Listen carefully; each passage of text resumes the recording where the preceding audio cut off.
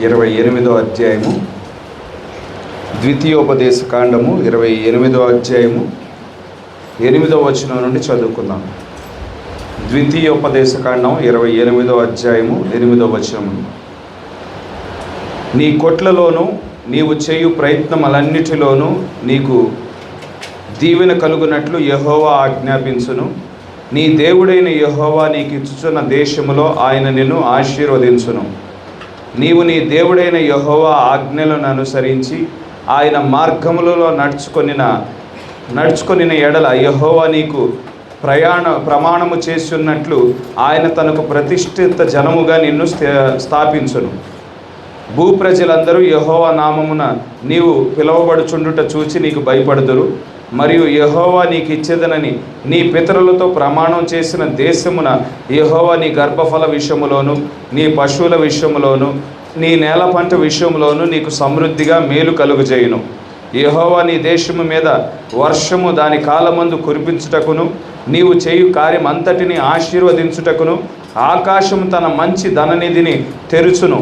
నీవు అనేక జనములకు అప్పిచ్చెదవు కానీ అప్పు చేయవు.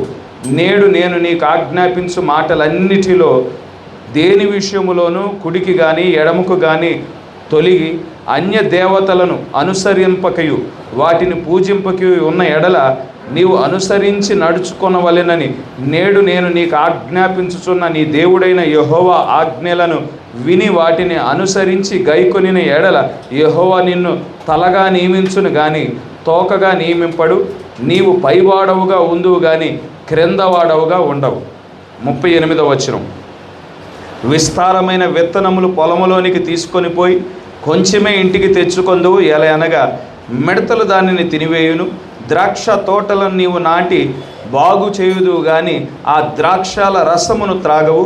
ద్రాక్ష పండ్లను సమకూర్చుకొనవు. ఏలనగా పురుగు వాటిని తినివేయును. ఒలివ చెట్లు నీ సమస్త ప్రాంతముల్లో నుండును గాని దాని తైలముతో తల అంటుకొనవు. నీ ఒలివ కాయలు రాలిపోవును. కుమారులను కుమార్తెలను కందువు గాని వారు నీ యొద్ద నుండరు, వారు చెరపట్టబడుదురు. మిడతల దండు నీ చెట్లన్నిటినీ నీ భూమి పంటను ఆక్రమించుకొనును.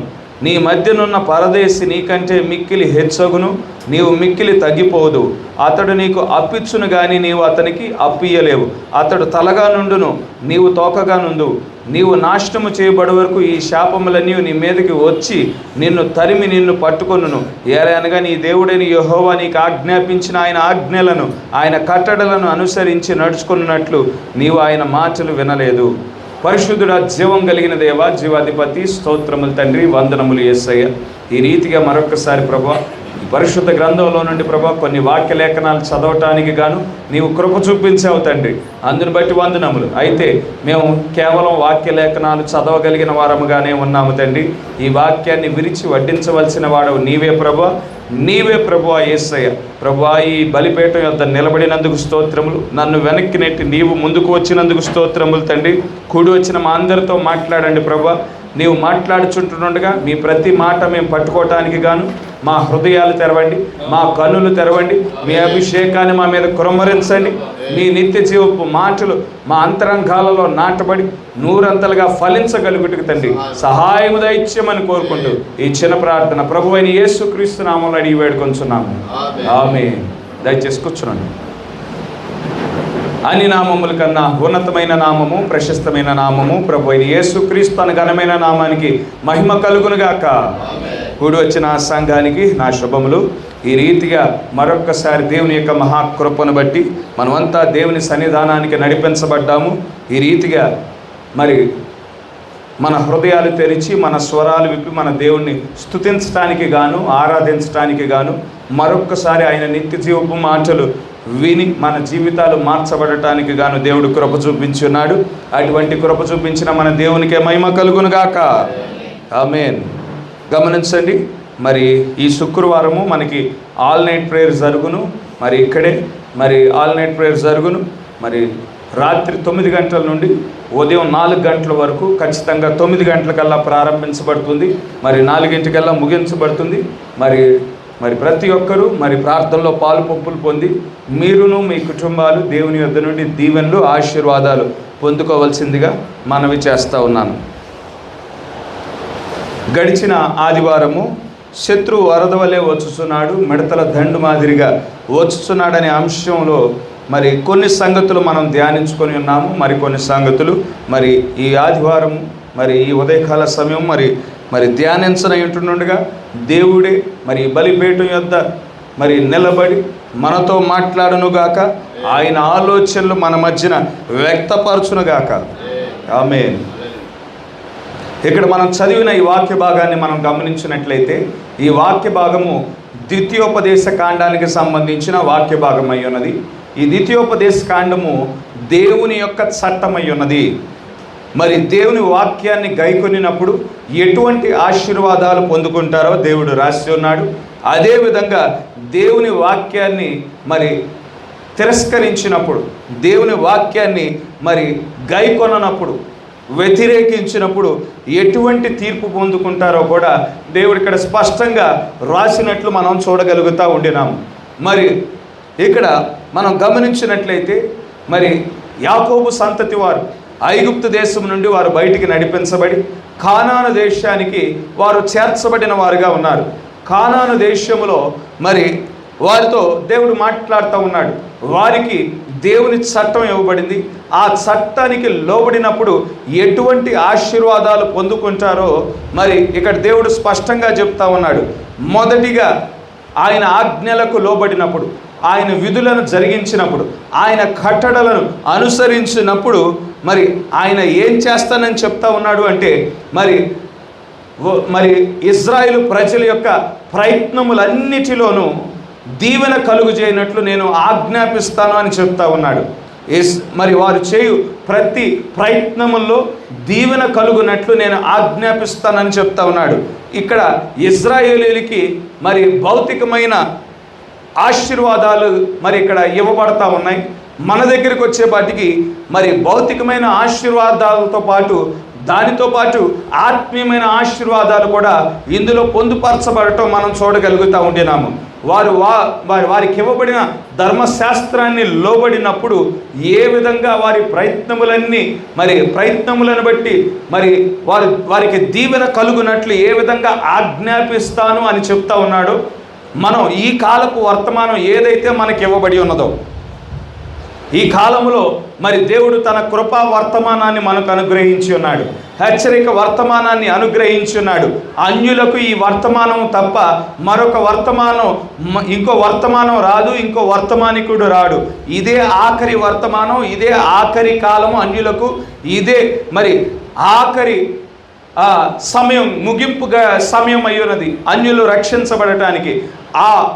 ఈ ఆఖరి గడియల్లో ఇవ్వబడిన వర్తమానంలో మనం నిలిచి ఉండిన ఎడల, ఈ వాక్యాన్ని మనం విని, ఈ వాక్యాన్ని మనం స్వీకరించి, ఈ వాక్యాన్ని గైకొని ఎడల మనం చేయు ప్రతి ప్రయత్నములో నేను నిన్ను దీవిస్తానని ఇక్కడ దేవుడు మరి మాట్లాడటం మనం చూడగలుగుతూ ఉండినాము. అంతేకాకుండా గమనించండి, ఇక్కడ వారిని ప్రతిష్ఠిత జనములుగా నేను చేస్తానని చెప్తా ఉన్నాడు. ప్రతిష్ఠిత జనములుగా చేయటం అంటే ఏమై ఉన్నది? వారిని ప్రత్యేకింపబడిన జనులుగా చేస్తాను. మరి లోకస్తుల మాదిరిగా వారు ఉండరు, లోక పోకడులు వారి మధ్యన ఉండవు, కానీ వారు వేరుపరచబడిన జనముగా, నాజీరు చేయబడిన జనముగా, పరిశుద్ధమైన జనముగా వారు చేయబడతారు. ఇక్కడ ఆలోచించవచ్చు, మానవుడిలో ఎటువంటి నీతి ఉన్నదండి? ఏ నీతి ఉన్నది? మానవుల్లో ఏ పరిశుద్ధత ఉంది? మానవుల్లో మరి ఏ యోగ్యత ఉన్నది? ఎటువంటి పరిశుద్ధత మానవుల్లో లేదు, ఎటువంటి నీతి లేదు, ఎటువంటి యోగ్యత లేదు కదా అంటే ఇక్కడ మనం చూడగలిగినట్లయితే మనల్ని పరిశుద్ధులుగా చేయటానికి గాను ఇజ్రాయేలీలకి ఏమి ఆశీర్వాదాలు అయితే ఇవ్వబడ్డాయో అవి మనకి కూడా వర్తిస్తాయి.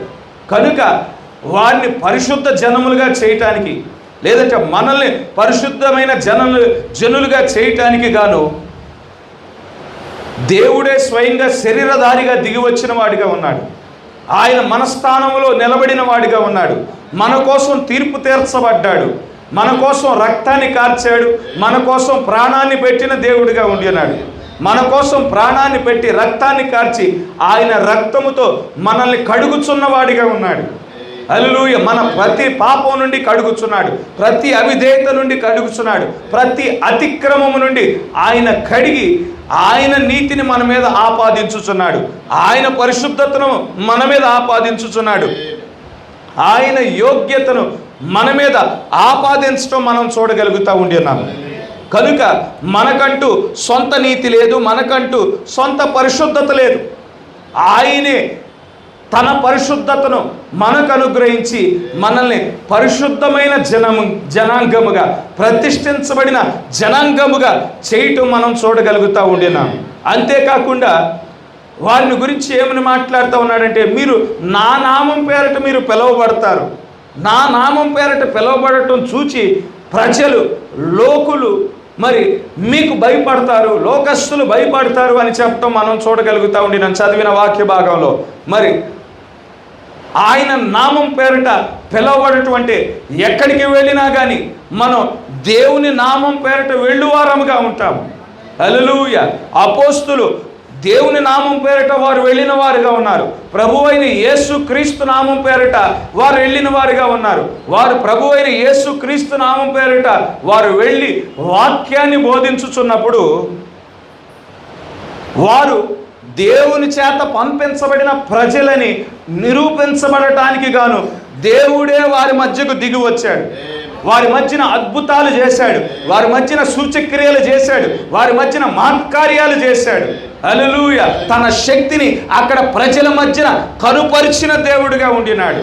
తన శక్తిని కనుపరచుట ద్వారా ప్రజలంతా గ్రహించారు, వీరి వెనకాల మరి దేవుడే నిలబడి ఉన్నాడు, వీరిలో దైవత్వం దాగి ఉన్నది, దైవిక శక్తి వీరిలో పని చేయుచున్నదని ప్రజలు గ్రహించి వారిని చూసి భయపడిన వారుగా ఉండినారు. హల్లెలూయా.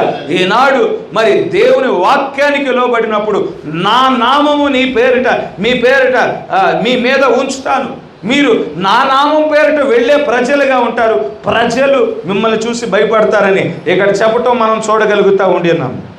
కనుక గమనించండి. అంతేకాకుండా మీ గర్భఫలాలను దీవిస్తాను, మీ పంటను దీవిస్తాను, మరి మీ యొక్క పశువులను దీవిస్తానని చెప్పటం ఇక్కడ చూడగలుగుతూ ఉండినాం. ఇక్కడ భౌతికమైన ఆశీర్వాదం మాత్రమే కాదు, దీని వెనకాల ఆత్మీయమైన ఆశీర్వాదం కూడా ఉన్నది. అక్కడ ఇజ్రాయేలు యొక్క ప్రజలను, వారి కుటుంబాలను ఉద్దేశించి ఇక్కడ మీ గర్భఫలాలను దీవిస్తాను, మీ పంటను దీవిస్తాను, మీ పశువులను దీవిస్తానని చెప్తా ఉన్నాడు. ఆ భౌతికమైన ఆశీర్వాదాలతో పాటు ఇక్కడ మనం కుటుంబాలుగా మాత్రమే కాకుండా సంఘముగా ఉన్నాము. హల్లెలూయా. మీరు ఫలించని సంఘముగా మీరు ఉండరు, కానీ మీ మధ్యన పరిశుద్ధాత్మగా నేనే దిగి వస్తాను. పరిశుద్ధాత్మగా నేను దిగి వచ్చినప్పుడు మీరు ఫలించని సంఘముగా ఉండరు. ఎందుకంటే ఒక మానవుడు ఇక్కడ నిలబడి మాట్లాడుచున్నప్పుడు ఒక వ్యక్తి యొక్క హృదయం తాకబడదు, ఒక వ్యక్తి యొక్క హృదయం ఉజ్జీవపరచబడదు. నేనే దిగి వస్తాను, పరిశుద్ధాత్ముడిగా దిగి వస్తాను, నేనే వచ్చి మీతో మాట్లాడతాను. ఎందుకంటే మీ వ్యక్తిగతమైన జీవితాలు నాకు తెలుసు, మీ వ్యక్తిగతమైన ఆలోచనలు నాకు తెలుసు. నేను వచ్చి సూటిగా మీతో వ్యక్తిగతంగా మాట్లాడినప్పుడు మీ హృదయాలు తాకబడతాయి, మీ హృదయాలు ఉజ్జీవపరచబడతాయి, మీరు వాక్యం వైపు ఆకర్షించబడతారు, నూతన ఆత్మలు రక్షించబడతాయి. నేను వచ్చినప్పుడు మీ మధ్యన పరిశుద్ధాత్మ వరములు పనిచేస్తాయి. హల్లెలూయా. మీరు ప్రవచించేవారిగా ఉంటారు, భాషలు మాట్లాడేవారిగా ఉంటారు, భాషలకు తర్జుమాలు చెప్పేవారిగా ఉంటారు, బుద్ధి వాక్యం మీలో ఉంటుంది, జ్ఞానవాక్యం మీలో పనిచేస్తుందని, ఇక్కడ ఫలించే సంఘముగా ఉంటుందని ఇక్కడ మాట్లాడటం మనం చూడగలుగుతూ ఉండినాం. కనుక గమనించండి. అంతేకాకుండా ఆకాశ ధననిధి నేను తెరుస్తానని దేవుడు మాట్లాడుతూ ఉండినాడు. ఆకాశమును తెరుచువాడు ఆయనే అయి ఉన్నాడు, ఆకాశాన్ని మూయువాడు ఆయనే అయి ఉన్నాడు. ఆకాశాన్ని తెరిచినప్పుడు మరి వర్షం కుమ్మరించబడుతుంది, మూయబడినప్పుడు ఆ వర్షం కుమ్మరించబడటం ఆగిపోతుంది. భౌతికమైన వర్షం మాత్రమే కాకుండా ఇక్కడ సంఘం దగ్గరికి వచ్చేపాటికి ఆత్మీయమైన వర్షాన్ని ఆయన కుమ్మరించువాడు. ఆత్మీయమైన వర్షం అంటే ఏమై ఉన్నది? పరిశుద్ధాత్మీయ ఉన్నది. పరిశుద్ధాత్మను నేను కుమ్మరిస్తాను, తొలకరి వర్షాన్ని కుమ్మరిస్తాను, కడవరి వర్షాన్ని మీ కొరకు నేను కుమ్మరించువాడుగా ఉన్నాను. హల్లెలూయా. తొలకరి వర్షం అంటే వాక్యము అనుగ్రహించబడటం అయినది. ఏ వాక్యము ద్వారా మనం సిద్ధపరచబడాలో ఆ వాక్యము అనుగ్రహించబడటమే తొలకరి వర్షమై ఉన్నది. కడవరి వర్షము ఏ అభిషేకం అయితే మనల్ని పరిపక్వతలోనికి తీసుకువస్తుందో, వాక్యం అనుగ్రహించటం మొదటిది. ఆ వాక్యము ద్వారా పరిపక్వతలోనికి తీసుకురావటం. మనం నామకార్థ వాక్యం ఇవ్వబడిన తర్వాత నామకార్థ భక్తి చేసేవారముగా కాకుండా ఆ వాక్యములో ఎదిగి మరి పక్షిరాజు వలె ఉన్నత స్థలములలోకి మరి ఎగురువారముగా చేసేది కడవరి వర్షం అయి ఉన్నది. ఆ తొలకరి వర్షాన్ని, కడవరి వర్షాన్ని క్రొమ్మరించడానికి ఆకాశమును నేను తెరుస్తాను, ఆకాశం యొక్క ధననిధులను నేను తెరుస్తానని మాట్లాడటం మనం చూడగలుగుతూ ఉండినాం. అంతేకాకుండా అనేక జనములకు నీవు అప్పిచ్చేదవు కానీ అప్పు తీసుకొనవు. నీవు ఇచ్చువాడవుగా ఉంటావు, తీసుకునేవాడవుగా ఉండవు. యేసుక్రీస్తు వారు ఆయన శరీరధారిగా వచ్చినప్పుడు గమనించండి, ఆయన రక్తస్రావం కలిగిన స్త్రీకి ఆయనలో నుండి ఏమి ఇచ్చున్నాడు? ఆయనలో నుండి ప్రభావాన్ని ఇచ్చిన వాడిగా ఉండినాడు. విశ్వాసముతో ఆమె వచ్చి తాకినప్పుడు ఆయనలో నుండి ఆ ప్రభావాన్ని ఆ స్త్రీకి అనుగ్రహించిన వాడై ఉన్నాడు. ఆ ప్రభావం ఎప్పుడైతే ఆమెను తాకి ఉన్నదో, ప్రభావము ఆయన శక్తి ఎప్పుడైతే తాకి ఉన్నదో, మరి 12 సంవత్సరాలుగా రక్తస్రావంతో బాధపడుతున్న ఆ స్త్రీ ఆ 12 సంవత్సరాలుగా ఎంతో నరక యాతన అనుభవించుంటుంది. ఎంతోమంది డాక్టర్ల దగ్గరికి ఆమె వెళ్ళుంటుంది, ఎంతోమంది వైద్యుల దగ్గరికి వెళ్ళుంటుంది. వారు చేయలేని కార్యము ఆయనలో ఉండిన శక్తి ఎప్పుడైతే ఆ రక్తస్రావం కలిగిన స్త్రీని తాకినప్పుడు ఆమె అక్కడికక్కడే స్వస్థత పొందుకునేటట్లు మనం చూడగలుగుతూ ఉండినాము. హల్లెలూయా. కనుక అదే ప్రభావము మరి ఆయనలో ఏ ప్రభావం అయితే ఉన్నదో, ఆయనలో ఏ శక్తి అయితే ఉన్నదో, సంఘానికి కూడా అదే శక్తి ఇచ్చుచున్నవాడై ఉన్నాడు. హల్లెలూయా. అందుకే పేతురు ఆ శక్తిని కలిగి ఉన్నాడని పేతురు గారికి తెలుసు. ఆయనకు ఆ ప్రత్యక్షత ఉన్నది. మా దగ్గర వెండి లేదు, మా దగ్గర బంగారము లేదు, మా దగ్గర ఉన్నదే మీకు ఇస్తాము అని అక్కడ ఆ పుట్టుకతో నడవలేని వ్యక్తితో మాట్లాడుతూ ఉండినాడు. వారేదో బంగారం ఇస్తారని, వారేదో వెండి ఇస్తారని ఆ వ్యక్తి ఎదురు చూశాడు. పుట్టుకతోనే కుంటివాడై ఉన్నాడు, ఎన్నడూ నడవని వాడిగా ఉండినాడు. వారి వైపు తేరి చూస్తూ ఉండినాడు. అయితే మా దగ్గర బంగారం లేదు, అయితే మా దగ్గర వెండి లేదు, కానీ మా దగ్గర దేవుని శక్తి ఉన్నది, ఆ దేవుని శక్తినే నీకు ఇస్తామని మరి వారు మాట్లాడి వారిని ఆ వ్యక్తిని ముట్టినప్పుడు ఆ వ్యక్తి యొక్క చీలమండలాలు బలపరచబడ్డాయి, ఆ ఎముకలు బలపరచబడ్డాయి, ఆ నరాలు బలపరచబడి అక్కడే లేచి నడిచినట్లు మనం చూడగలుగుతూ ఉంటున్నాం. హల్లెలూయా. అంతేకాకుండా నిన్ను తలగా నియమిస్తానే తప్ప తోకగా నియమించను. నీవు పరిశుద్ధాత్మ అనుగ్రహించబడటమే కాకుండా, దేవుని యొక్క శక్తితో నింపబడటమే కాకుండా, నీవు పుత్రస్వీకారం యొద్దకు నడిపించబడతావు. నీకు అధికారం ఇవ్వబడుతుంది. హల్లెలూయా. ఎందుకంటే నా కుటుంబంలో నీవు జన్మించి నా కుమారుడిగా, నా కుమార్తెగా ఉన్నావు. ఆయన కుటుంబంలో జన్మించిన కుమారులందరికీ అధికారం ఇవ్వబడదు, కానీ ఒక ప్రత్యేకమైన వ్యక్తికి ఆయన అధికారం ఇచ్చువాడై ఉన్నాడు. హల్లెలూయా. మరి ఆ యొక్క యాకోబు సంతానాన్ని మనం గమనించినట్లయితే 12 మంది యాకోబు సంతానం ఉన్నారు. అందులో ఒకరికి మాత్రమే 7 రంగులు కలిగిన ఆ విచిత్రమైన అంగీ ఇవ్వబడి ఉన్నది. యోసేపుకు మాత్రమే ఆ అంగీ ఇవ్వబడటం మనం చూడగలుగుతూ ఉండినాము. అదేవిధంగా మరి దావీదు యొక్క తండ్రి అయిన యెష్షయికి 8 మంది కుమారులు, ఒకరు మాత్రమే అభిషేకించబడి ఉన్నారు. మరి ఆ విధంగా నీకు అధికారం నేను ఇచ్చేదను. హల్లెలూయా. నీవు తలగా నియమించబడతావు, నా సింహాసనం మీద నిన్ను కూర్చుండబెట్టుకుంటాను అని ఇక్కడ దేవుడు మాట్లాడుతూ ఉంటున్నాడు. ఇవన్నీ ఎప్పుడు జరుగుతాయి? నీకు ఏ వాక్యమైతే అనుగ్రహించబడి ఉన్నదో ఆ వాక్యాన్ని నువ్వు వినినప్పుడు, ఆ వాక్యాన్ని నువ్వు చేర్చుకున్నప్పుడు, ఆ వాక్యాన్ని నువ్వు గ్రహించి ఆ వాక్యాన్ని నీలో అన్వయించుకున్నప్పుడు ఇవన్నీ జరుగుతాయి. నీకు ఆ తెరవబడిన పుస్తకం ఈనాడు అనుగ్రహించబడింది. ఆ పుస్తకం ఏం చేయాలని దేవుడు ఆశిస్తూ ఉన్నాడు.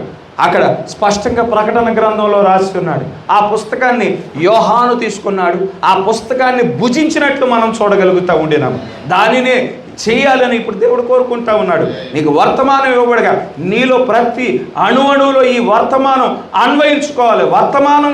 వర్తమానమే నీ జీవితముగా ఉండాలి. వర్తమానంగా నువ్వు మార్చబడాలి. వాక్యముగా నువ్వు మార్చబడాలి. నీ జీవితము ఆయన ఏ విధంగా, యేసుక్రీస్తు వారు ఆయన ఏ విధంగా వాక్యమై ఉన్నాడో అదే వాక్యముగా నీవు ఉండాలి. ఆయన ఏ ఆత్మనైతే కలిగి ఉన్నాడు నీవు అదే ఆత్మను కలిగి ఉండినప్పుడు కష్టమైన, నష్టమైన, నింద అయినా, అపనిందైన, శోధనైన, కరువైన వాక్యములో నిలిచి ఉండినప్పుడు నీ ప్రయత్నములన్నిటిని బట్టి దీవెనను నేను ఆజ్ఞాపిస్తాను.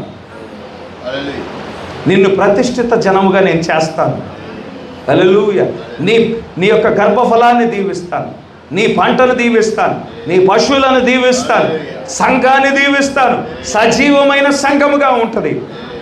మరి కేవలం మతపరమైన కార్యక్రమాలు జరిగే సంఘముగా కాకుండా నేనే సంఘంలోనికి దిగి వచ్చి నా శక్తిని కనుపరుస్తాను. నా వరములను నీవు కలిగి ఉంటావు. నా ఫలములను ఫలించేవాడవుగా నీవు ఉంటావు. నీవు తలగా ఉంటావు కానీ తోకగా ఉండవు.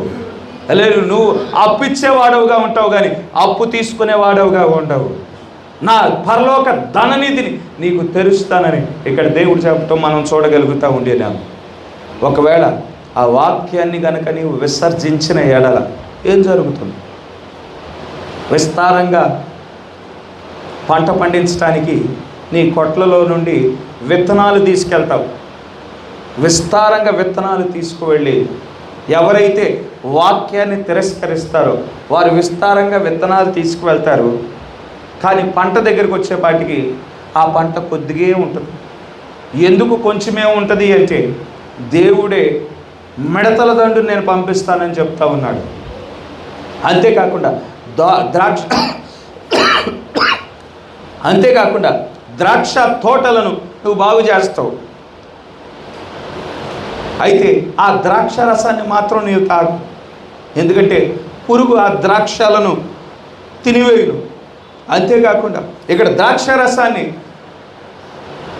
ద్రాక్షరసం దేనికి సాదృశ్యంగా ఉన్నది? పరిశుద్ధాత్మ యొక్క కదలికకు సాదృశ్యంగా ఉంది. పరిశుద్ధాత్మ యొక్క ప్రేరేపణకు సాదృశ్యంగా ఉన్నది. ద్రాక్షారసం నిన్ను తాగనివ్వనంటే పరిశుద్ధాత్మను నీవు అనుభవించకుండా, పరిశుద్ధాత్మ యొక్క నడిపింపు లేకుండా నేను చేస్తానని చెప్తా ఉంటున్నాడు. ద్రాక్షారసం ఇంకో కార్యానికి కూడా సాదృశ్యంగా ఉన్నది. యేసుక్రీస్తు యొక్క రక్తానికి సాదృశ్యంగా ఉండటం మనం చూడగలుగుతూ ఉండినాం. యేసుక్రీస్తు రక్తం లేని సంఘం అంటే అది ఎటువంటి సంఘం? యేసుక్రీస్తు రక్తం ఉంటే మనం పరలోక రాజ్యములో మనం ప్రవేశించు వారంగా ఉంటాం. యేసుక్రీస్తు రక్తం ఉంటే శిక్షావిధి ఉండదు. యేసుక్రీస్తు రక్తం ఉంటే శ్రమల్లో విడిచిపెట్టబడ్డం. యేసుక్రీస్తు రక్తం క్రింద ఉంటే మనం తీర్పు తీర్చబడం. యేసుక్రీస్తు రక్తం క్రింద ఉంటే మనము అగ్నిగుండంలో పడద్రోయబడం. ఒకవేళ యేసుక్రీస్తు రక్తము లేని సంఘం అంటే ఆ సంఘము శ్రమలకు విడిచిపెట్టబడుతుంది. ఆ సంఘము తీర్పు తీర్చబడుతుంది. ఆ సంఘము మరి అగ్నిగుండంలో పడద్రోయబడటం మనం చూడగలుగుతూ ఉండినాం. అంతేకాకుండా ఒలీవ చెట్లు నీ ప్రాంతంలో చాలా ఉంటాయి కానీ ఒలీవ నూనె ద్వారా నీవు తలాంచుకొనవు. ఎందుకంటే వాటిని కింద రాలునట్లు నేను చేస్తాను. ఒలీవ నూనె అంటే అది పరిశుద్ధాత్మై ఉన్నది. ఒక విశ్వాసిని ఒక అవిశ్వాసిని ఏ ప్రాతిపదిక కింద మనం వేరు చేస్తామంటే పరిశుద్ధాత్మ ప్రాతిపదిక మీదే.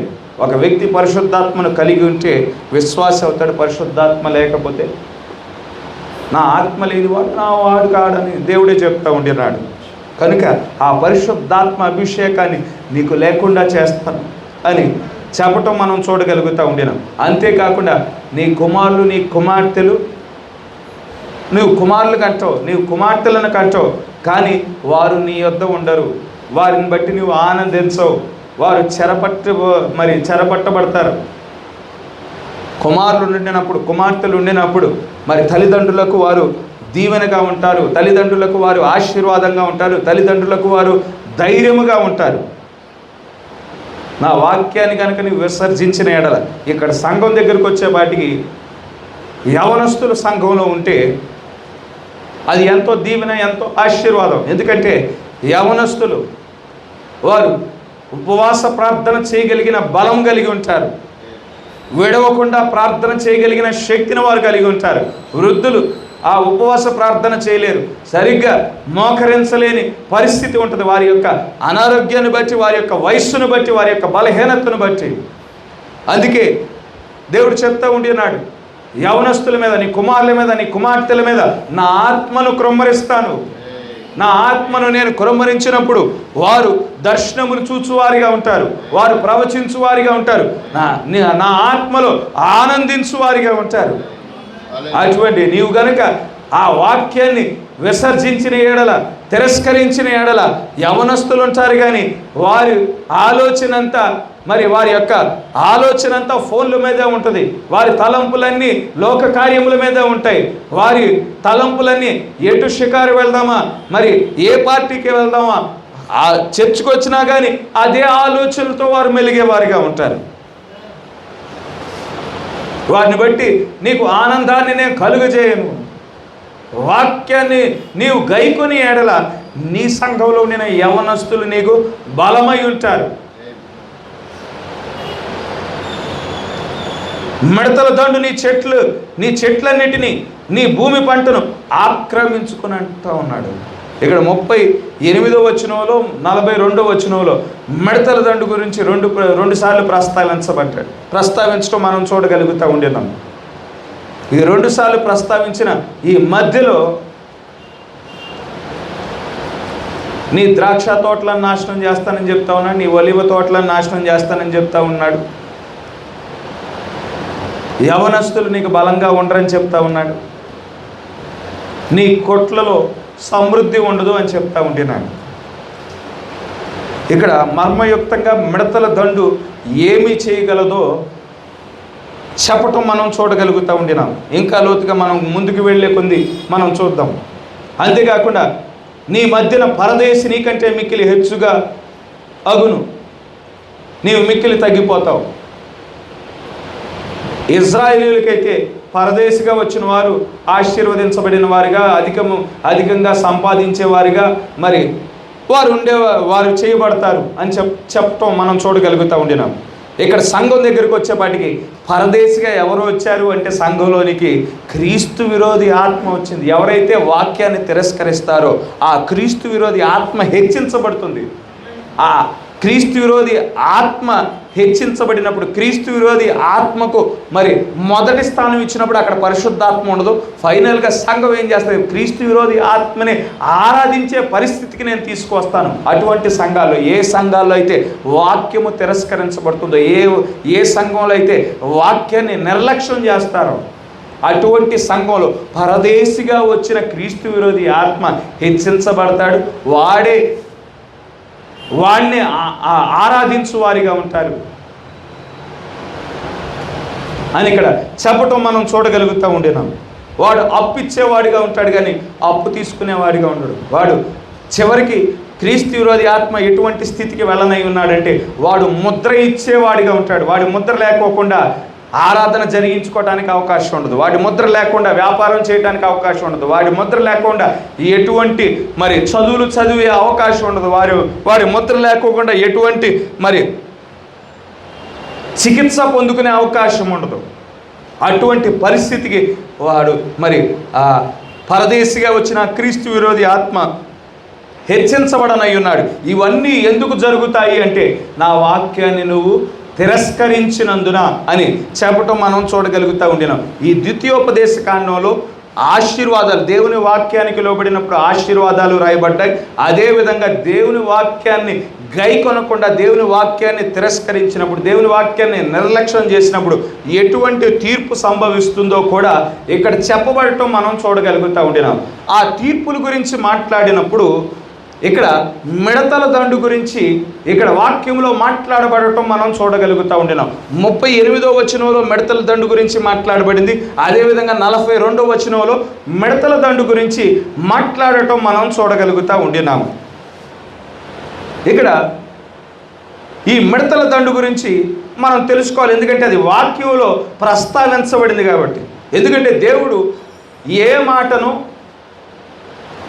ఏ ఉద్దేశము లేకోకుండా ఆయన ఊరికే రాసేవాడిగా లేడు. దేవుడు ప్రతి మాట వెనకాల ఒక ఉద్దేశము దేవుడు కలిగిన వాడిగా ఉండినాడు.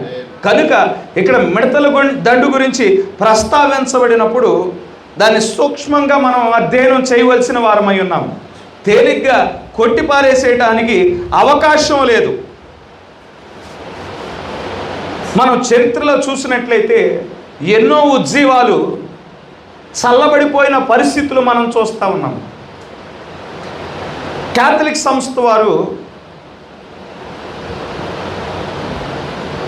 చాలా కాలము వారి యొక్క సిద్ధాంతాన్ని ప్రవేశపెట్టి వారు ఎప్పుడైతే రాజకీయాలతో చేతులు కలిపిన వారిగా ఉన్నారో, రాజ్యముతో చేతులు కలిపిన వారిగా ఉన్నారో, వారి అధికారాన్ని ఉపయోగించి ఎవరైతే వారి సిద్ధాంతాన్ని అంగీకరించకపోతే వారిని హింసించారు, వారిని చెరసాలలో వేశారు, వారిని సింహాలకు ఎర్రలుగా వేయటం. ఈ 2000 సంవత్సరాలలో ఈ క్యాథలిక్ సంస్థ వారు దాదాపుగా వారి సిద్ధాంతాన్ని అంగీకరించినందుకు 68 లక్షల మందిని వారు చంపిన వారిగా ఉన్నారు. వారు బోధించే సిద్ధాంతం ఏమిటంటే, పరలోక రాజ్యానికి ప్రవేశించాలి అంటే మా సంఘంలో నీ పేరు రాయించుకోవాలి, మా సంఘంలో నీవు సభ్యత్వాన్ని కలిగి ఉండాలి, పరలోక రాజ్యం నువ్వు ప్రవేశించాలంటే మా ద్వారా తప్ప నీకు వేరే మార్గం లేదు అని వారు బోధించారు. అయితే లోదర్ లేచాడు. దేవుడు లోదర్ని లేపాడు. లోదర్ని లేపి ఏ సంఘంలో మన పేరు రాయించుకున్నంత మాత్రాన మనం పరలోక రాజ్యంలోనికి ప్రవేశించం, ఏ సంఘంలో సభ్యత్వం పొందుకోవటం వల్ల మనం పరలోక రాజ్యాన్ని ప్రవేశించం, కానీ మనం యేసుక్రీస్తు యందు విశ్వాసం కలిగి ఉండినప్పుడే మనం పరలోక రాజ్యంలోనికి ప్రవేశిస్తాం. ఏ సంఘము ఏ సంస్థ మనల్ని పరలోక రాజ్యానికి తీసుకువెళ్ళలేదు.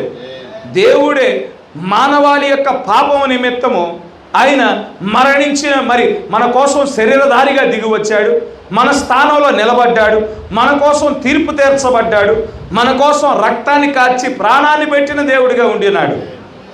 ఆయనను మన సొంత రక్షకుడిగా కలువరి శిలువలో 2000 సంవత్సరాల క్రితం ఏ యేసుక్రీస్తు వారైతే మరణించినారో ఆ యేసుక్రీస్తు వారిని ఎప్పుడైతే మనం మన రక్షకుడిగా అంగీకరిస్తామో, మన విమోచకుడిగా అంగీకరిస్తామో, మన సమీప బంధువుడిగా అంగీకరిస్తామో, మన రక్త సంబంధిగా అంగీకరిస్తామో, ఆయనే లోక పాపములను మోసుకొని గొర్రెపిల్లగా ఎప్పుడైతే మనం అంగీకరిస్తామో అప్పుడే మనం దేవుని రాజ్యంలోనికి ప్రవేశించగలుగుతాము అని లోదర్ నీతీకరణ వర్తమానాన్ని తీసుకొచ్చిన వాడిగా ఉన్నాడు.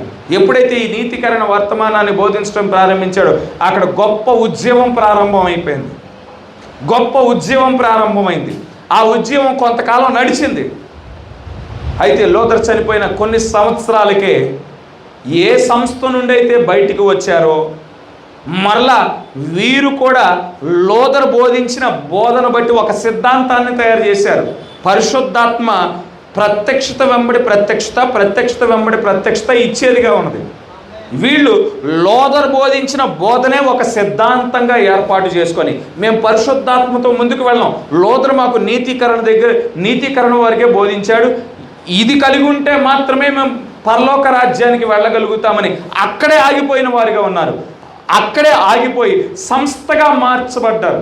గొప్ప ఉద్యమంతో ప్రారంభమైన ఈ కదలిక సంస్థగా మారినప్పుడు వారు అక్కడ మరణించిన వారిగా ఉన్నారు, ఆత్మీకంగా మరణించిన వారిగా ఉండినారు.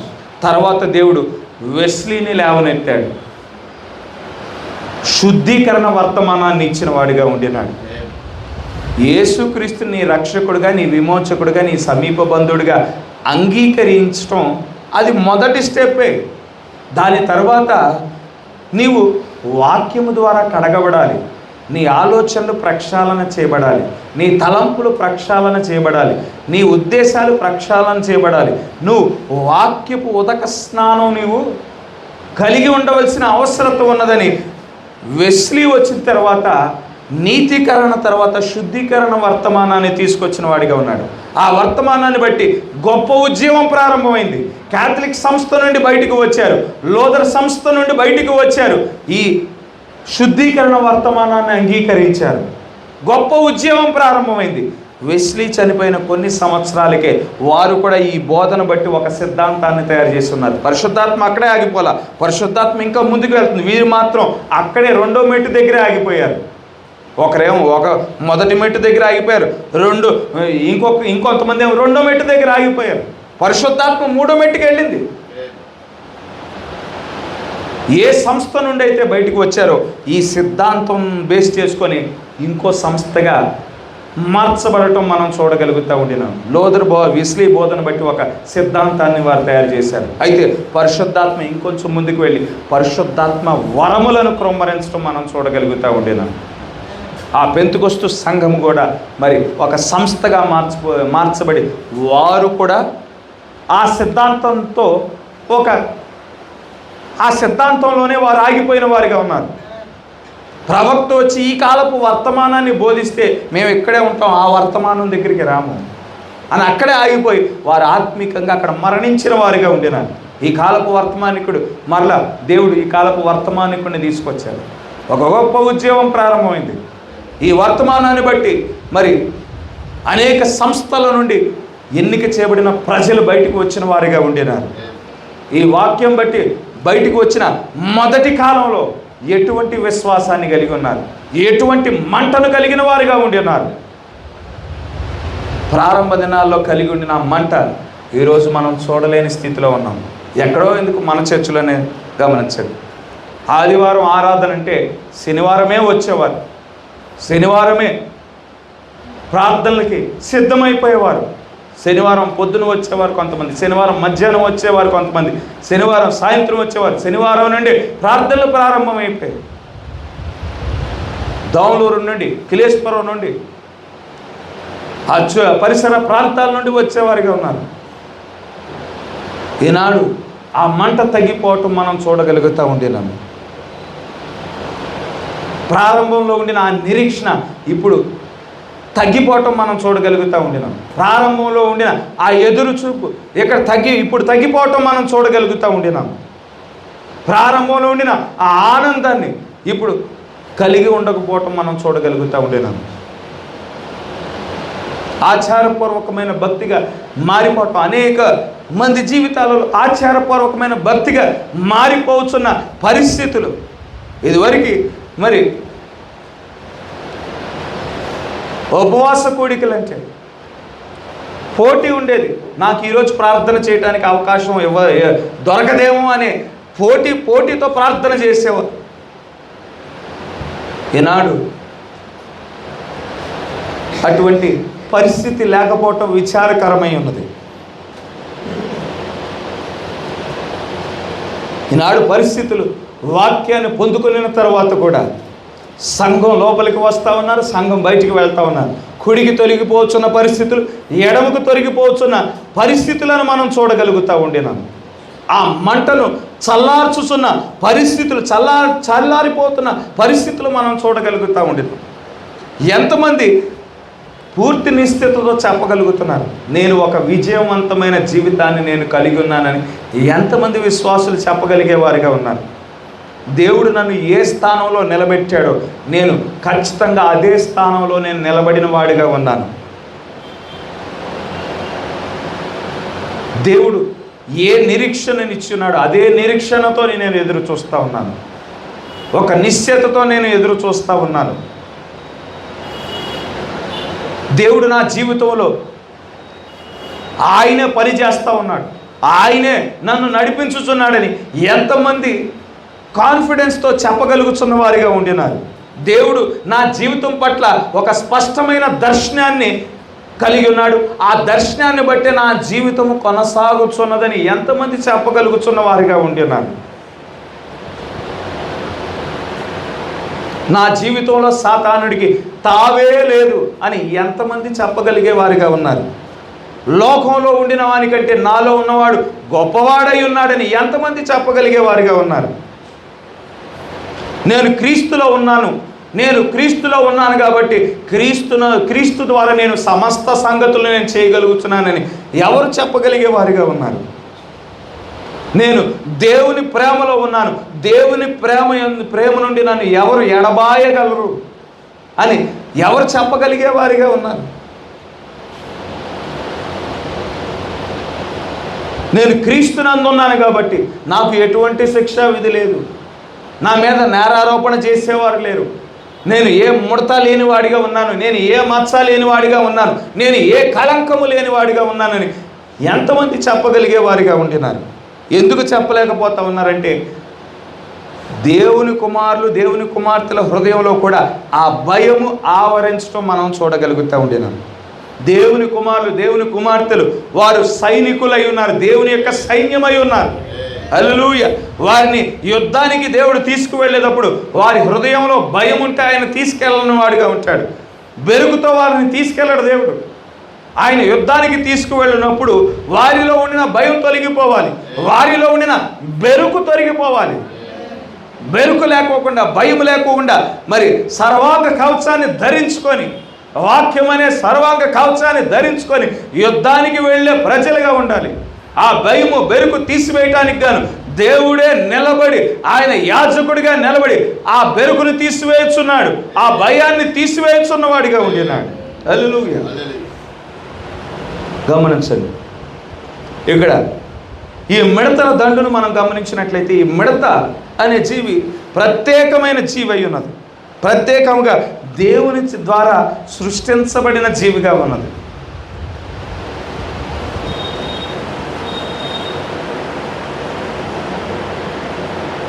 ఈ మిడతల దండు గురించి అనేక చోట్ల వాక్యంలో ప్రస్తావించబడింది.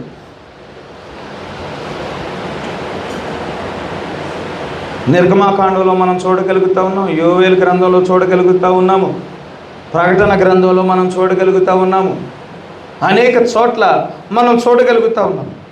యోవేలు గ్రంథంలో అయితే ప్రాముఖ్యంగా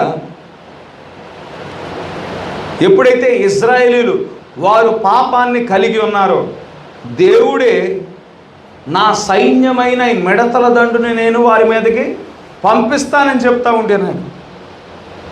ఆ మిడతల దండు పంపించబడిన తర్వాత వారి పశ్చాత్తాపం గురించి మాట్లాడుతూ ఉన్నాడు. పశ్చాత్తాపం తర్వాత ఏమైతే ఈ మిడతల దండు వచ్చి తినివేశాయో సమస్తాన్ని పునరుద్ధరిస్తాను. తొలకరి వర్షం గురించి మాట్లాడుతూ ఉన్నాడు, కడవరి వర్షం గురించి మాట్లాడటం మనం చూడగలుగుతూ ఉండినాం. నిర్గమాకాండంలో అయితే మోషే క్రొమ్మరించిన తెగుళ్ళలో ఒక తెగులై ఉన్నది.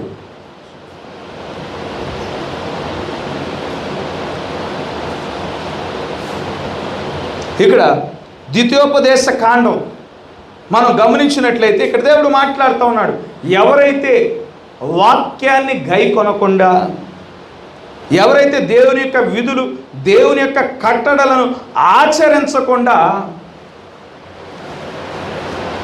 ఉంటారో వారి మీదకి ఈ మిడతల దండును పంపిస్తానని దేవుడు మాట్లాడటం మనం చూడగలుగుతూ ఉండినాం. ఆ మిడతల దండు వచ్చినప్పుడు ఎక్కడ అది దాడి చేస్తుంది, దేనిని నాశనం చేస్తుంది, మనం గుర్తించవలసిన అవసరత ఉన్నది. సాధారణంగా సాతానుడు మన మీద దాడి చేయువాడిగా ఉంటాడు. కొన్నిసార్లు మన శరీరంలో ప్రవేశించి శరీరం ద్వారా మనల్ని శోధిస్తూ ఉంటాడు. రోగాల ద్వారా శోధిస్తాడు, వ్యాధుల ద్వారా శోధిస్తాడు. వాడు రోగాల ద్వారా వ్యాధుల ద్వారా శోధించినప్పుడు మన విశ్వాసంలో ఎటువంటి కదలిక ఉండదు, మనం వెనుక జారే అవకాశం ఉండదు. ఎందుకంటే సాతానుడు ఈ రోగాల ద్వారా శోధిస్తున్నాడని విశ్వాసిగా మనం గుర్తిస్తాము. మన దేవుడు నేను పొందిన దెబ్బల ద్వారా మీకు స్వస్థత కలిగి ఉన్నదని దేవుడు వాగ్దానం ఇచ్చాడు. కాబట్టి ఆ వాక్యాన్ని ఎత్తిపెట్టి విశ్వాసంతో ప్రార్థన చేసినప్పుడు సాతాను యొక్క శోధన నుండి మనం విడుదల పొందుకుంటాము. అయితే కొన్నిసార్లు సాతాను ఏ విధంగా దాడి చేస్తాడంటే దేవునితో సహవాసమే కోల్పోయే చోట దాడి చేస్తాడు. దాని విషయమై మనం కొంత జాగ్రత్త వహించవలసిన వారమై ఉన్నాం. ఇక్కడ ఈ మిడతలు అటువంటి కార్యాన్ని చేసేవిగా ఉన్నాయి, అటువంటి నష్టాన్ని తీసుకువచ్చేవిగా ఉన్నాయి. ఈ మిడతలు దేని మీద దాడి చేస్తాయి? పంట మీద దాడి చేసేవిగా ఉన్నాయి. ఈ మిడతలు అనే జీవులు దేని మీద దాడి చేస్తాయి అంటే పంట మీద దాడి చేసేవిగా ఉన్నాయి. ఆ పంట దేనికి సాదృశ్యము? ఇక్కడ ద్రాక్ష తోటల గురించి మాట్లాడబడింది, ఒలీవ తోటల గురించి మాట్లాడబడతా ఉన్నది, భూమి పంట గురించి మాట్లాడబడతా ఉన్నది. వాటిని ఈ మిడతలు ఏం చేస్తూ ఉంటాయి అంటే నాశనం చేయటానికి అవి ప్రయత్నం చేస్తూ ఉంటాయి. దేవుడు మిడతల్ని ఎందుకు ఉపయోగించుకోవాలి? ఏమంటే దాడి చేయటానికి కుక్కలను వాడచ్చు కదా, దాడి చేయడానికి పిల్లులు వాడచ్చు కదా అని అనుకోవచ్చు. దేవుడు కుక్కలను ఉపయోగించుకున్నాడు అనుకోండి, ఆ కుక్కలు సరాసరి వెళ్ళి ద్రాక్ష తోటలను నాశనం చేస్తాయా అంటే కుక్కలు ద్రాక్ష తోటలను ఏమి నాశనం చేయవు. ద్రాక్ష తోటలు నాశనం చేయబడాలి అంటే దేవుడు దేన్ని వాడుకోవాలి? మిడతల దండునే ఉపయోగించుకోవాలి. దేవుడు పిల్లులను ఉపయోగించుకోవచ్చు కదా అంటే పిల్లులను ఉపయోగించుకున్నప్పుడు పిల్లులు వెళ్ళి ఒలీవ చెట్ల మీద దాడి చేస్తాయంటే పిల్లులు ఒలీవ చెట్ల మీద దాడి చేయవు. ఒలీవ చెట్ల మీద దాడి చేయాలంటే దేన్ని వాడాలి? మిడతలనే దాడి చేయాలి.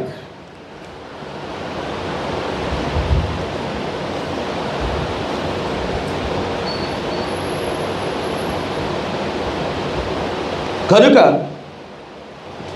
ఇక్కడ ప్రతి మనిషి ఇక్కడ గుర్తుల రూపంలో పాత నిబంధనకు వచ్చేబట్టి గుర్తుల రూపంలో ఛాయా రూపంలో చెప్పబడిన సంగతులు మనం కొత్త నిబంధనకు వచ్చేపాటికి దాని యొక్క నిజస్వరూపం ఏంటి? అక్కడ మిడతలను ఉపయోగించుకొని దేవుడు ద్రాక్ష తోటలను నాశనం చేస్తూ ఉన్నాడు, ఒలీవ తోటలను నాశనం చేస్తూ ఉన్నాడు, భూమి యొక్క పంటను నాశనం చేస్తున్నట్లు మనం చూడగలుగుతూ ఉన్నాం వాక్య భాగంలో. అయితే ఈ క్రొత్త నిబంధన దగ్గరకు వచ్చేపాటికి ఇక్కడ ఒక మనిషి గురించి మనం ఆలోచన చేసినప్పుడు ఒక మనిషి గురించి మాట్లాడేటప్పుడు దేవుడు ఒక చెట్టుతో పోల్చుచున్నట్లు మనం చూడగలుగుతూ ఉండినాం. కీర్తనాకారుడు మొదటి కీర్తనలోనే నీతిమంతుడి గురించి మాట్లాడేటప్పుడు నీతిమంతుణ్ణి దేనితో పోల్చడం చూస్తూ ఉన్నాము. మొదటి కీర్తన 3వ వచనంలో నీతిమంతుడి గురించి మాట్లాడతా అతడు నీటి కాలువ యోరన నాటబడినదై ఆకు వాడక తన కాలమందు ఫలమిచ్చు చెట్టు వలె ఉండును. నీతిమంతుడు ఎటువంటి చెట్టుగా ఉంటాడు? నీటి కాలువ యోరన నాటబడిన చెట్టు వలె. అటువంటి చెట్టు ఆకు వాడదు, ఎందుకంటే సారవంతమైన భూమిలో నాటబడింది కాబట్టి ఆకులు వాడిపోవటం ఆకులు రాలిపోవటం ఉండదు. తన కాలమందు ఫలమిచ్చు చెట్టు వలె ఉంటుంది అని ఇక్కడ కీర్తనాకారుడు మాట్లాడటం మనం చూడగలుగుతూ ఉండినాం. కనుక ఈనాడు దేవుడు మనల్ని భూమి మీద ఒక చెట్టు మాదిరిగా నాటి ఉన్నాడు. ఒక చెట్టు నాటబడిందంటే ఒక రైతు ద్వారా ఒక ఉద్దేశాన్ని కలిగి ఉన్నాడు. ఆ చెట్టు ఒక ఉద్దేశం కొరకు నాటబడుతుంది. రైతు ఎందుకు నాటుతాడండి చెట్టు? ఒక చెట్టును నాటినప్పుడు ఒక మనిషి ఒక చెట్టును నాటినప్పుడు మొదటిగా అది ఎదిగి తనకు నీడనివ్వటానికి నాటుతాడు. తర్వాత తన కాలమందు ఫలములు ఇచ్చు చెట్టుగా ఉండాలి అనే ఉద్దేశంతో నాటుతాడు. ఇక్కడ దేవుడు ఒక మనిషిని భూమి మీద నాటినప్పుడు మనిషి పట్ల కూడా అటువంటి ఉద్దేశాన్నే కలిగి ఉండిన వాడిగా ఉన్నాడు, అటువంటి ఆలోచననే కలిగి ఉండిన వాడిగా ఉన్నాడు. మనుషులను నాటడం మాత్రమే కాదు, దేవుడు సమస్తాన్ని ఈ విశ్వంలో చేయువాడై ఉన్నాడు. భూమి మీద మనుషుని నాటడానికి మునిపే దేవుడు అనేక కార్యములు చేశాడు. మనల్ని నాటిన విధంగానే దేవుడు సూర్యచంద్ర నక్షత్రాలను దేవుడు సృజించాడు. చంద్రుడికి ఒక కక్షను నియమించాడు. ఇదిగో నువ్వు ఈ కక్షలో తిరగాలి. చంద్రుడు ఏం చేస్తూ ఉన్నాడు? 6000 సంవత్సరాలుగా దేవుడు ఏ కక్షలో అయితే నియమించున్నాడో భూమి చుట్టూ అదే కక్షలో చంద్రుడు తిరుగుతూ ఉన్నాడు. కొంచెం ముందుకు వచ్చినా ప్రమాదమే, కొంచెం వెనక్కి వెళ్ళినా ప్రమాదమే. దేవుడు ఏ కక్షలో అయితే పెట్టాడో ఆ కక్ష అంటే అది తిరిగే మార్గము, అదే మార్గంలో అది 6000 సంవత్సరాలుగా భూమి చుట్టూ తిరుగుతూ ఉన్నది.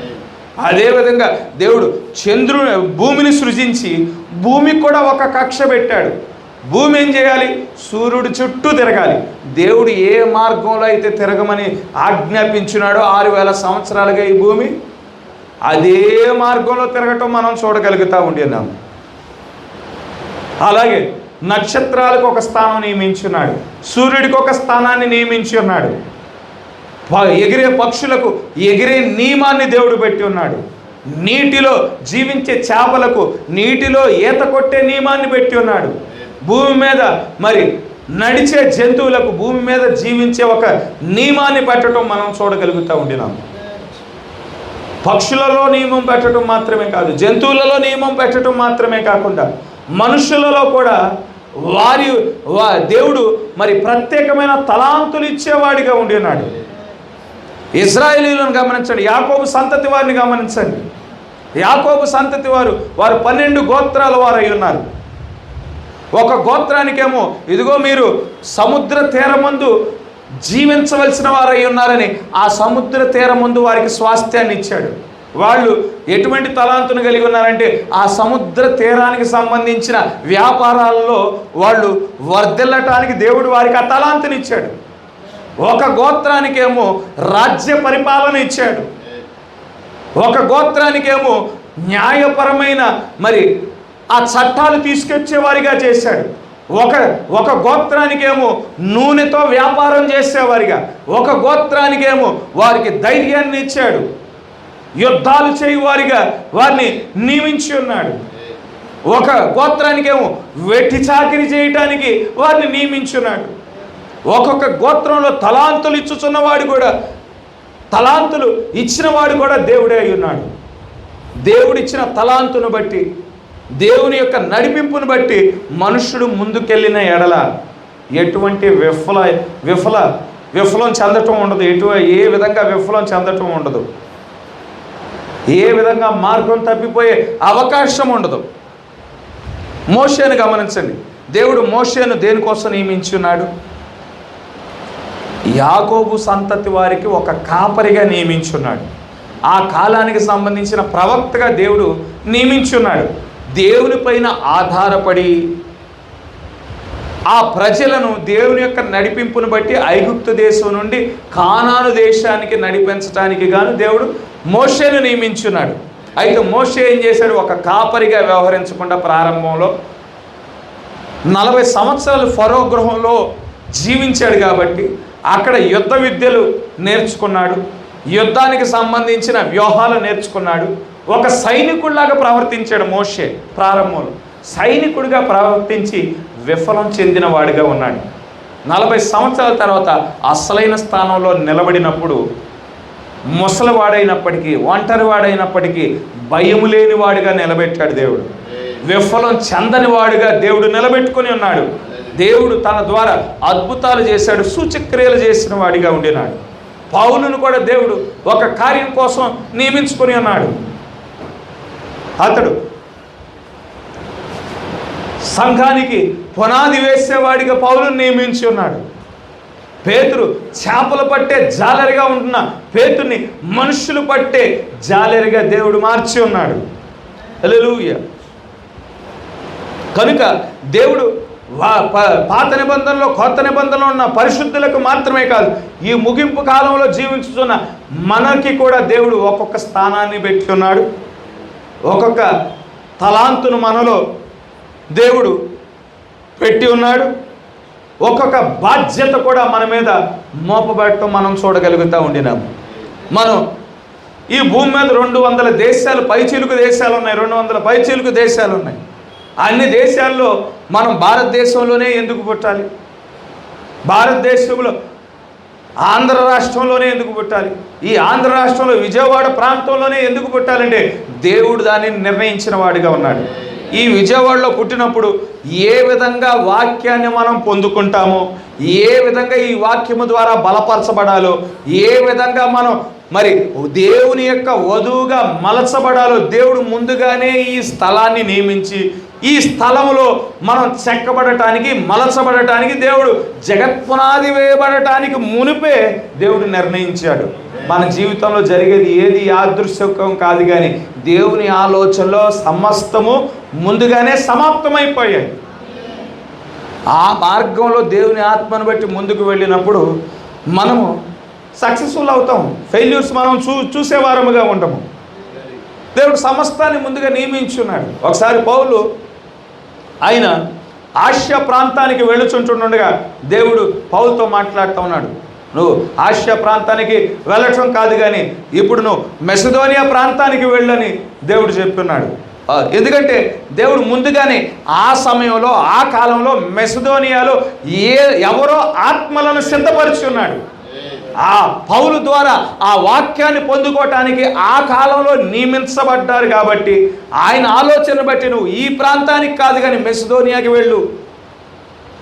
అదేవిధంగా యేసుక్రీస్తు వారు ఆయన శరీరధారిగా వచ్చినప్పుడు తన శిష్యులతో చెప్తా ఉన్నాడు, ఈ కాలంలో మీరు అన్యుల దగ్గరికి వెళ్ళొద్దు, ఈ కాలంలో మీరు సమరయుల దగ్గరికి వెళ్ళొద్దు, ఇజ్రాయేల్లో చెదిరిపోయిన వారు, మరి ఇజ్రాయేల్ ప్రజలలో తప్పిపోయిన వారి దగ్గరికి వెళ్ళి మీరు సువార్త ప్రకటించండి, అన్యులకు బోధించే సమయం ఒకటి వస్తుంది అని చెప్పటం మనం చూడగలుగుతా ఉన్నాం. అదేవిధంగా ఈ కాలపు వర్తమానికుడు కూడా ఒకసారి ఆయన ఇజ్రాయేల్ దేశానికి వెళ్ళి సువార్త ప్రకటించిన ప్రభువా అని ప్రార్థన చేస్తూ ఉంటుంటే, ఇజ్రాయేల్ దేశానికి సువార్త ప్రకటించే సమయం ఇది కాదు, కానీ నువ్వు ప్రస్తుతం భారతదేశానికి వెళ్ళని భారతదేశానికి పంపించిన వాడిగా ఉండి ఉన్నాడు. ఎందుకంటే ఈ కాలంలో భారతదేశంలో వాక్యం పొందుకోవటానికి ప్రత్యేకమైన ప్రజలు నియమించబడిన వారిగా ఉండినారు. కనుక దేవుడు తన ఆలోచనలు జగత్ పునాది వేయబడటానికి మునిపే సమస్తము సమాప్తమైపోయాయి.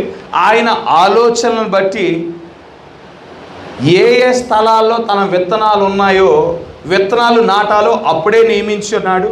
ఆ కాలం వచ్చినప్పుడు ఆ విత్తనాలు ఎక్కడుంటాయో దేవుడికి తెలుసు. కాబట్టి ఆ విత్తనాల కోసం ఆ సమయంలో తన దాసులను పంపించువాడై ఉన్నాడు. తన దాసుల ద్వారా వచ్చి ఆ విత్తనాలను కలుసుకొని వాడై ఉన్నాడు. వారికి వాక్యాన్ని అందించువాడై ఉన్నాడు. వారి వాక్యంలో ఎదగగలుగుటకు దేవుడే మరి వారి హృదయాలను తాకువాడై ఉన్నాడు. వారిని ప్రేరేపించువాడై ఉన్నాడు. వారిని పరిపక్వతలోనికి మరి నడిపించువాడై ఉన్నాడు. గమనించండి, కొన్నిసార్లు మన సొంత ఆలోచన బట్టి ఈ దేశంలో ఎక్కువ సంపాదన లేదు, ఈ దేశంలో ఎక్కువ దాచుకోలేని పరిస్థితి, వేరే దేశానికి వెళ్దాం. వేరే దేశంలో అయితే, అమెరికా దేశంలో అయితే, యూకేలో అయితే, ఆస్ట్రేలియాలో అయితే సంపాదన ఎక్కువగా ఉంటుంది. మంచి ఇల్లు కొనుక్కోవచ్చు, మంచి కార్లు కొనుక్కోవచ్చు, మంచిగా బ్యాంక్ బ్యాలెన్స్ మరి సేవ్ చేసుకోవచ్చు అనే ఆలోచనలు, భౌతికమైన ఆలోచనలు కలిగి ఉంటాము. భౌతిక సంబంధమైన మనుషులుగా భౌతికమైన ఆలోచనలు మనం కలిగి ఉంటాం. సరే, మానవుడు కోరుకున్నట్లు ఈ దేశాన్ని విడిచిపెట్టి వేరే దేశం వెళ్తాం. వేరే దేశానికి వెళ్ళి ఇక ఇన్ని వేల కిలోమీటర్లు మనం ప్రయాణం చేసి వచ్చాం. కనుక ఖచ్చితంగా మన ఆలోచన మొత్తం సంపాదన మీద ఉంటుంది. కష్టపడి మరి అవసరమైతే ఓవర్ టైంలు కూడా చేసి ఉద్యోగాలు చేస్తారు. ఉద్యోగాలు చేసి ఇళ్ళు కొంటారు, కార్లు కొంటారు, బ్యాంకులో డబ్బులు కూడా బాగానే దాస్తారు. ఇవన్నీ దాచిన తర్వాత లగ్జరీ పెరుగుతుంది. లగ్జరీ పెరిగిన తర్వాత స్నేహితులు పెరుగుతారు. స్నేహితులు పెరిగిన తర్వాత కొత్త అలవాట్లు అవుతాయి. కొత్త అలవాట్లు అయిన తర్వాత దేవుణ్ణి విసర్జించు వారిగా ఉంటారు. ఏది ఉన్నతమైన ఆశీర్వాదమై ఉన్నది? ఈ లోక సుఖాల, ఈ లోక ధనధాన్యాల, ఈ లోక సౌఖ్యాల, లేదంటే పరలోక రాజ్యమా? పౌలును గమనించండి. పౌలు ఆ కాలంలోనే గొప్పగా విద్యావేత్త అయి ఉన్నాడు. గొప్పగా మరి చదువుకునే వాడై ఉన్నాడు. తెలివితేటలు కలిగిన వాడై ఉన్నాడు. సమస్తాన్ని, అటువంటి పౌలు సమస్తాన్ని, ఆయన కలిగి ఉండిన సమస్తాన్ని పెంటగా ఎంచుకునే వాడిగా ఉండి ఉన్నాడు. మోషేని గమనించండి.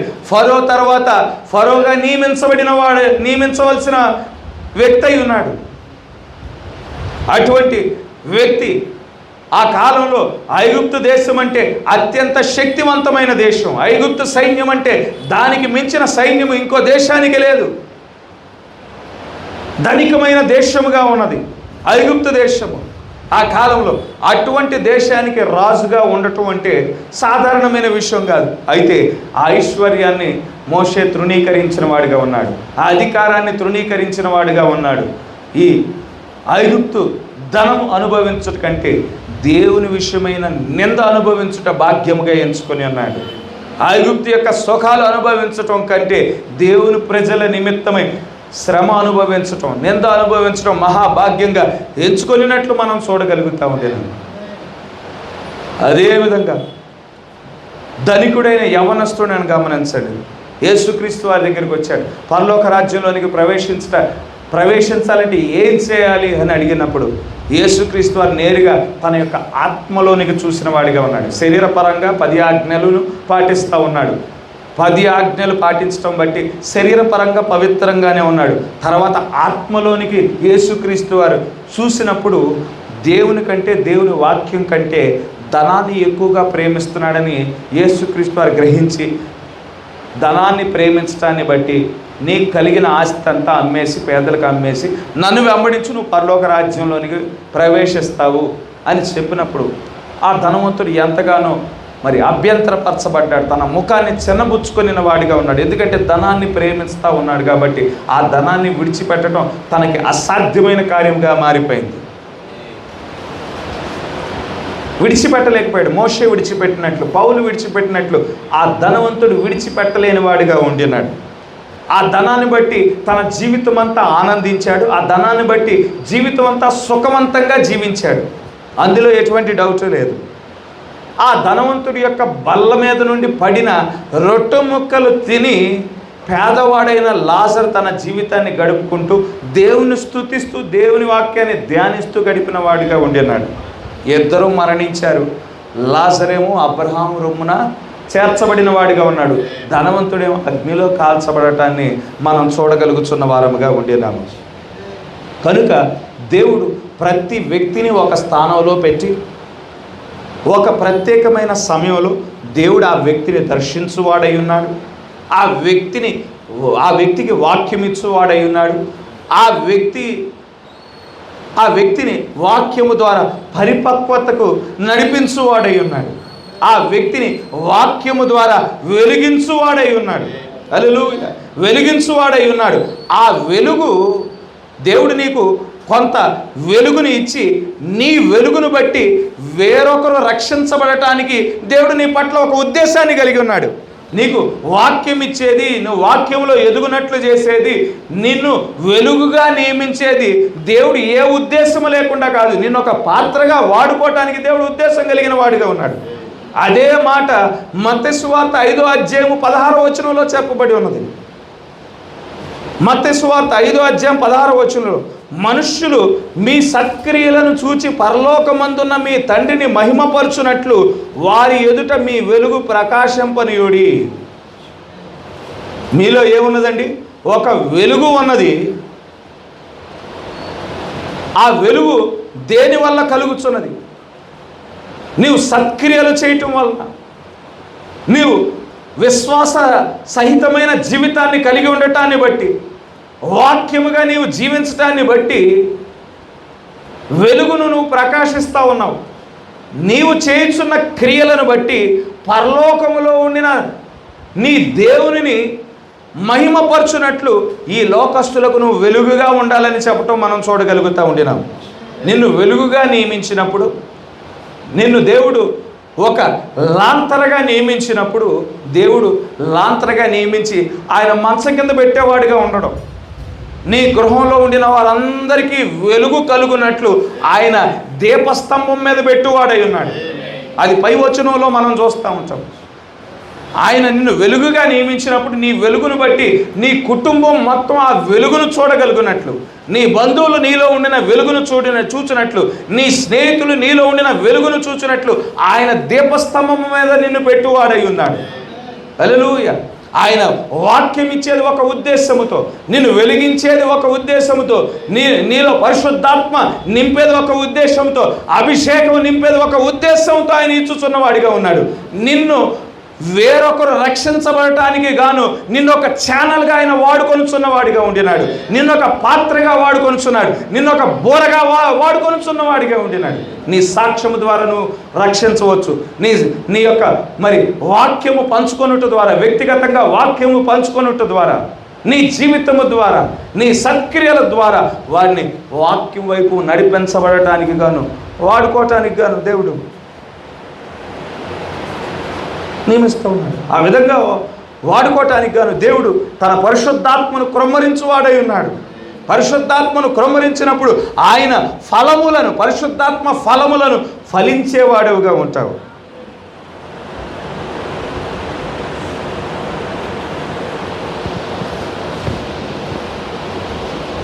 గమనించండి, మనము దేవుని ద్వారా నాటబడిన చెట్లమై ఉన్నాము. ఒక ప్రత్యేకమైన స్థానములో మనం నాటబడిన వారమై ఉన్నాము. ప్రతి చెట్టు వాటి వాటి ఫలములను బట్టి అది మంచి చెట్టు లేదంటే మరి చెడ్డ రకమైన చెట్టు అది వ్యక్తపరచబడుతుంది. ఆదికాండంలోనే అక్కడ ఏదేను వనంలో 2 చెట్లను మనం చూస్తూ ఉన్నాము. జీవం ఇచ్చే జీవవృక్షము, బుద్ధి జ్ఞానములు ఇచ్చు వృక్షము. అవి భౌతికమైన చెట్లు కాదు. యేసుక్రీస్తు వారు ఆయన శరీరధారిగా వచ్చినప్పుడు నేనే మార్గాన్ని, నేనే సత్యాన్ని, నేనే జీవాన్ని అన్నాడు. జీవం నా దగ్గర నుంచి తప్ప వేరొక మార్గంలో పొందుకునే అవకాశం లేదని చెప్తా ఉన్నాడు. జీవం ఇచ్చేది, జీవం ఆయన మాత్రమే కలిగి ఉంటే, జీవం ఇచ్చేవాడు ఆయన అయితే ఆయనే ఆ జీవవృక్షం అయి ఉండాలి. ఆయన యొద్ద నుండే మనం జీవం పొందుకుంటాం. ఆయనే ఏదైనా వనంలో ఉండినా జీవవృక్షం అయి ఉన్నాడు. ఆయన ఆ జీవవృక్షం నుండి మనం తినటం వలన మనం మరణం నుండి వేరు చేయబడి వారముగా ఉంటాము. ఇంకొక ప్రక్కన బుద్ధి జ్ఞానములు ఇచ్చు చెట్టు ఉంది. దాని నుండి తిన్నప్పుడు మరణం సంభవించిందంటే, ఒక ప్రక్కన క్రీస్తు ఉండినప్పుడు ఇంకో ప్రక్కన ఏముంటుంది? సాతానుడు ఉండివాడు అయినాడు. సాతాను నుండి తిన్నప్పుడు మరణం సంభవించింది.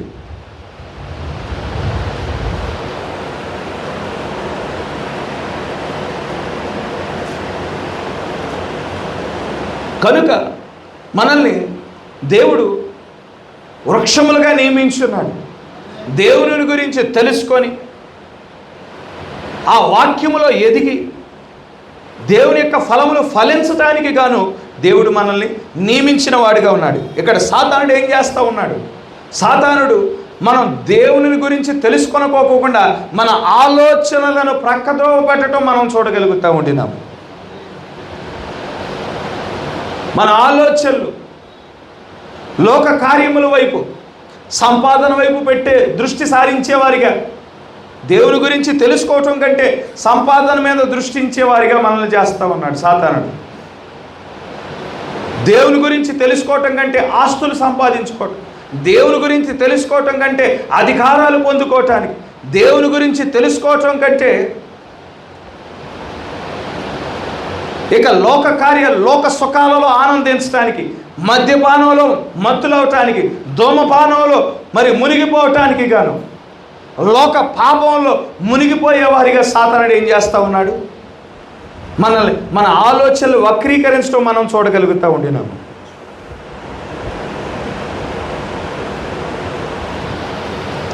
దేవుని గురించి తెలుసుకొనివ్వకోకుండా చేయుచున్నవాడిగా ఉండినాడు.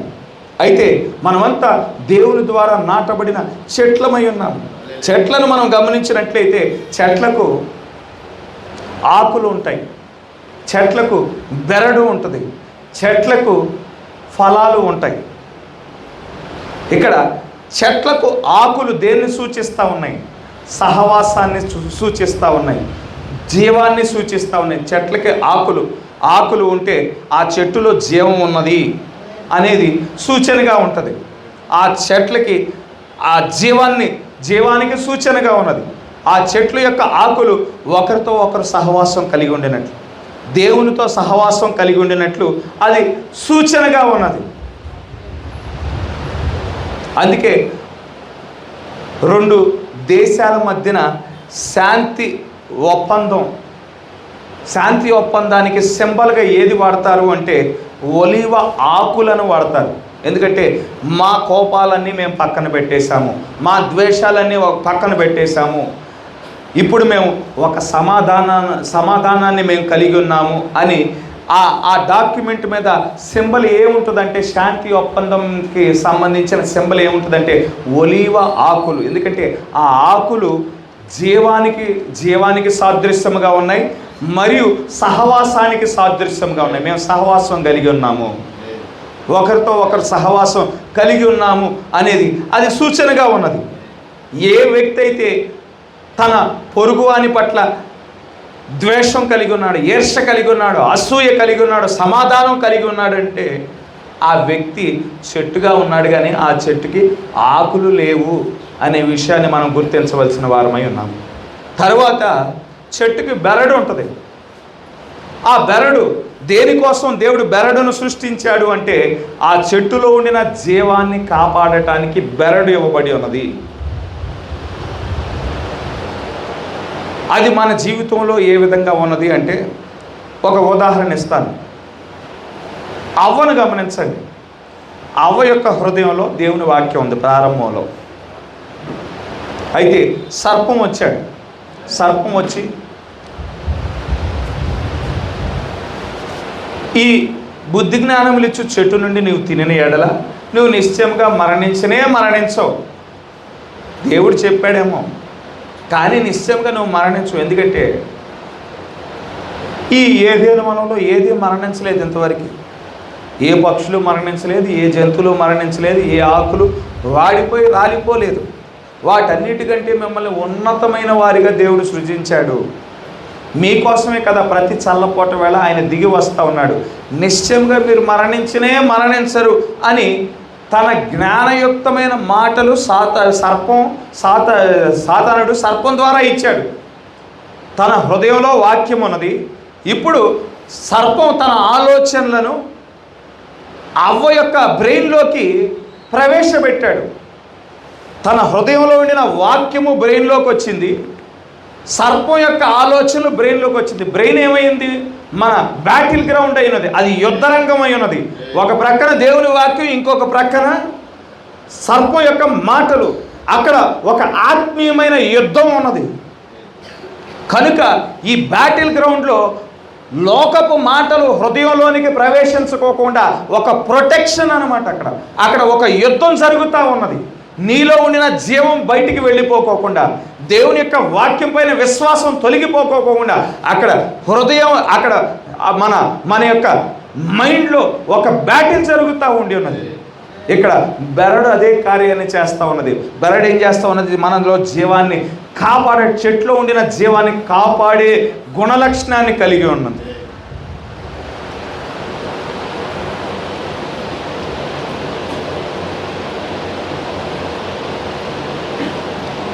అదేవిధంగా చెట్టుకి ఫలాలు కూడా ఉంటాయి.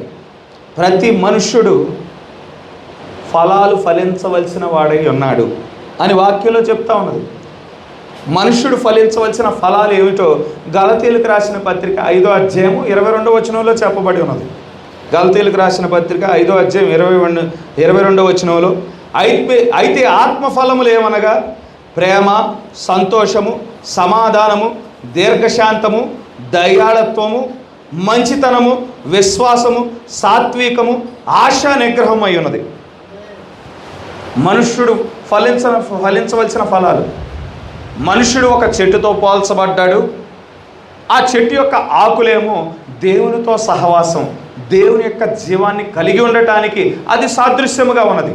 చెట్టుకుండే బెరడు అది లోకపు మాటలు, లోకపు సిద్ధాంతాలు మనలోకి ప్రవేశించుకోకుండా కాపాడే ఒక ప్రొటెక్షన్ అయి ఉన్నది. ఫలాలు, ఎటువంటి ఫలాలు మనం ఫలించవలసిన వారమై ఉన్నాము ఇక్కడ స్పష్టంగా చెప్పబడుతూ ఉన్నది. ఫలాలు ప్రేమ, సంతోషము, సమాధానము, దీర్ఘశాంతము, దయాళత్వం, మంచితనము, విశ్వాసము, సాత్వికము, ఆశా నిగ్రహం అనే ఫలాలు ఫలించవలసిన వారమై ఉన్నాము. మంచి ఫలములు ఫలించని ప్రతి చెట్టు నరికివేయబడుతుంది. కనుక ఒక చెట్టుకి ఎటువంటి ఫలాలు పండట్లేదు, దాని యొక్క ఫలించే కాలం వచ్చినా కానీ ఏమి ఫలాలు రావటం లేదు, ఫలించటం లేదు అంటే అది జబ్బు కలిగిన చెట్టుగా ఉన్నదనే విషయాన్ని మనం గుర్తించవలసిన వారమై ఉన్నాం. కొన్నిసార్లు చెట్టుకి పురుగు పట్టడాన్ని బట్టి కూడా ఫలాలు ఫలించవు. చెట్టుకు పురుగు పడతా ఉంటుంది. అనేక జాతుల చెట్లు ఇప్పుడు అవి నశించిపోతూ ఉన్నాయి. జంతువుల్లో ఏ విధంగా మరి అనేక జాతులు మరి నశించిపోతూ ఉన్నాయి, చెట్లలో కూడా అనేక జాతులు. శాస్త్రవేత్తలు ఏం చేస్తూ ఉన్నారంటే మరి కోట్లు ఖర్చు పెట్టి మరి ఆ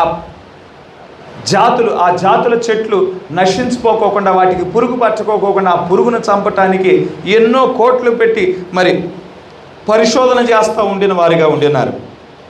ఆ పురుగు ప్రారంభంలో చిన్నగానే కనిపించవచ్చు, కానీ అది కాలం ముందుకు వెళ్ళుచుంటుండగా ఆ పురుగు యొక్క ప్రభావం ఎక్కువైపోయి ఆ చెట్టు మరణించే పరిస్థితి ఉంటా ఉంటుంది. సంఘము కూడా అంతే. సంఘములో మనం గమనించినట్లయితే సాతానుడు పురుగు మాదిరిగా ప్రవేశించువాడై ఉంటాడు.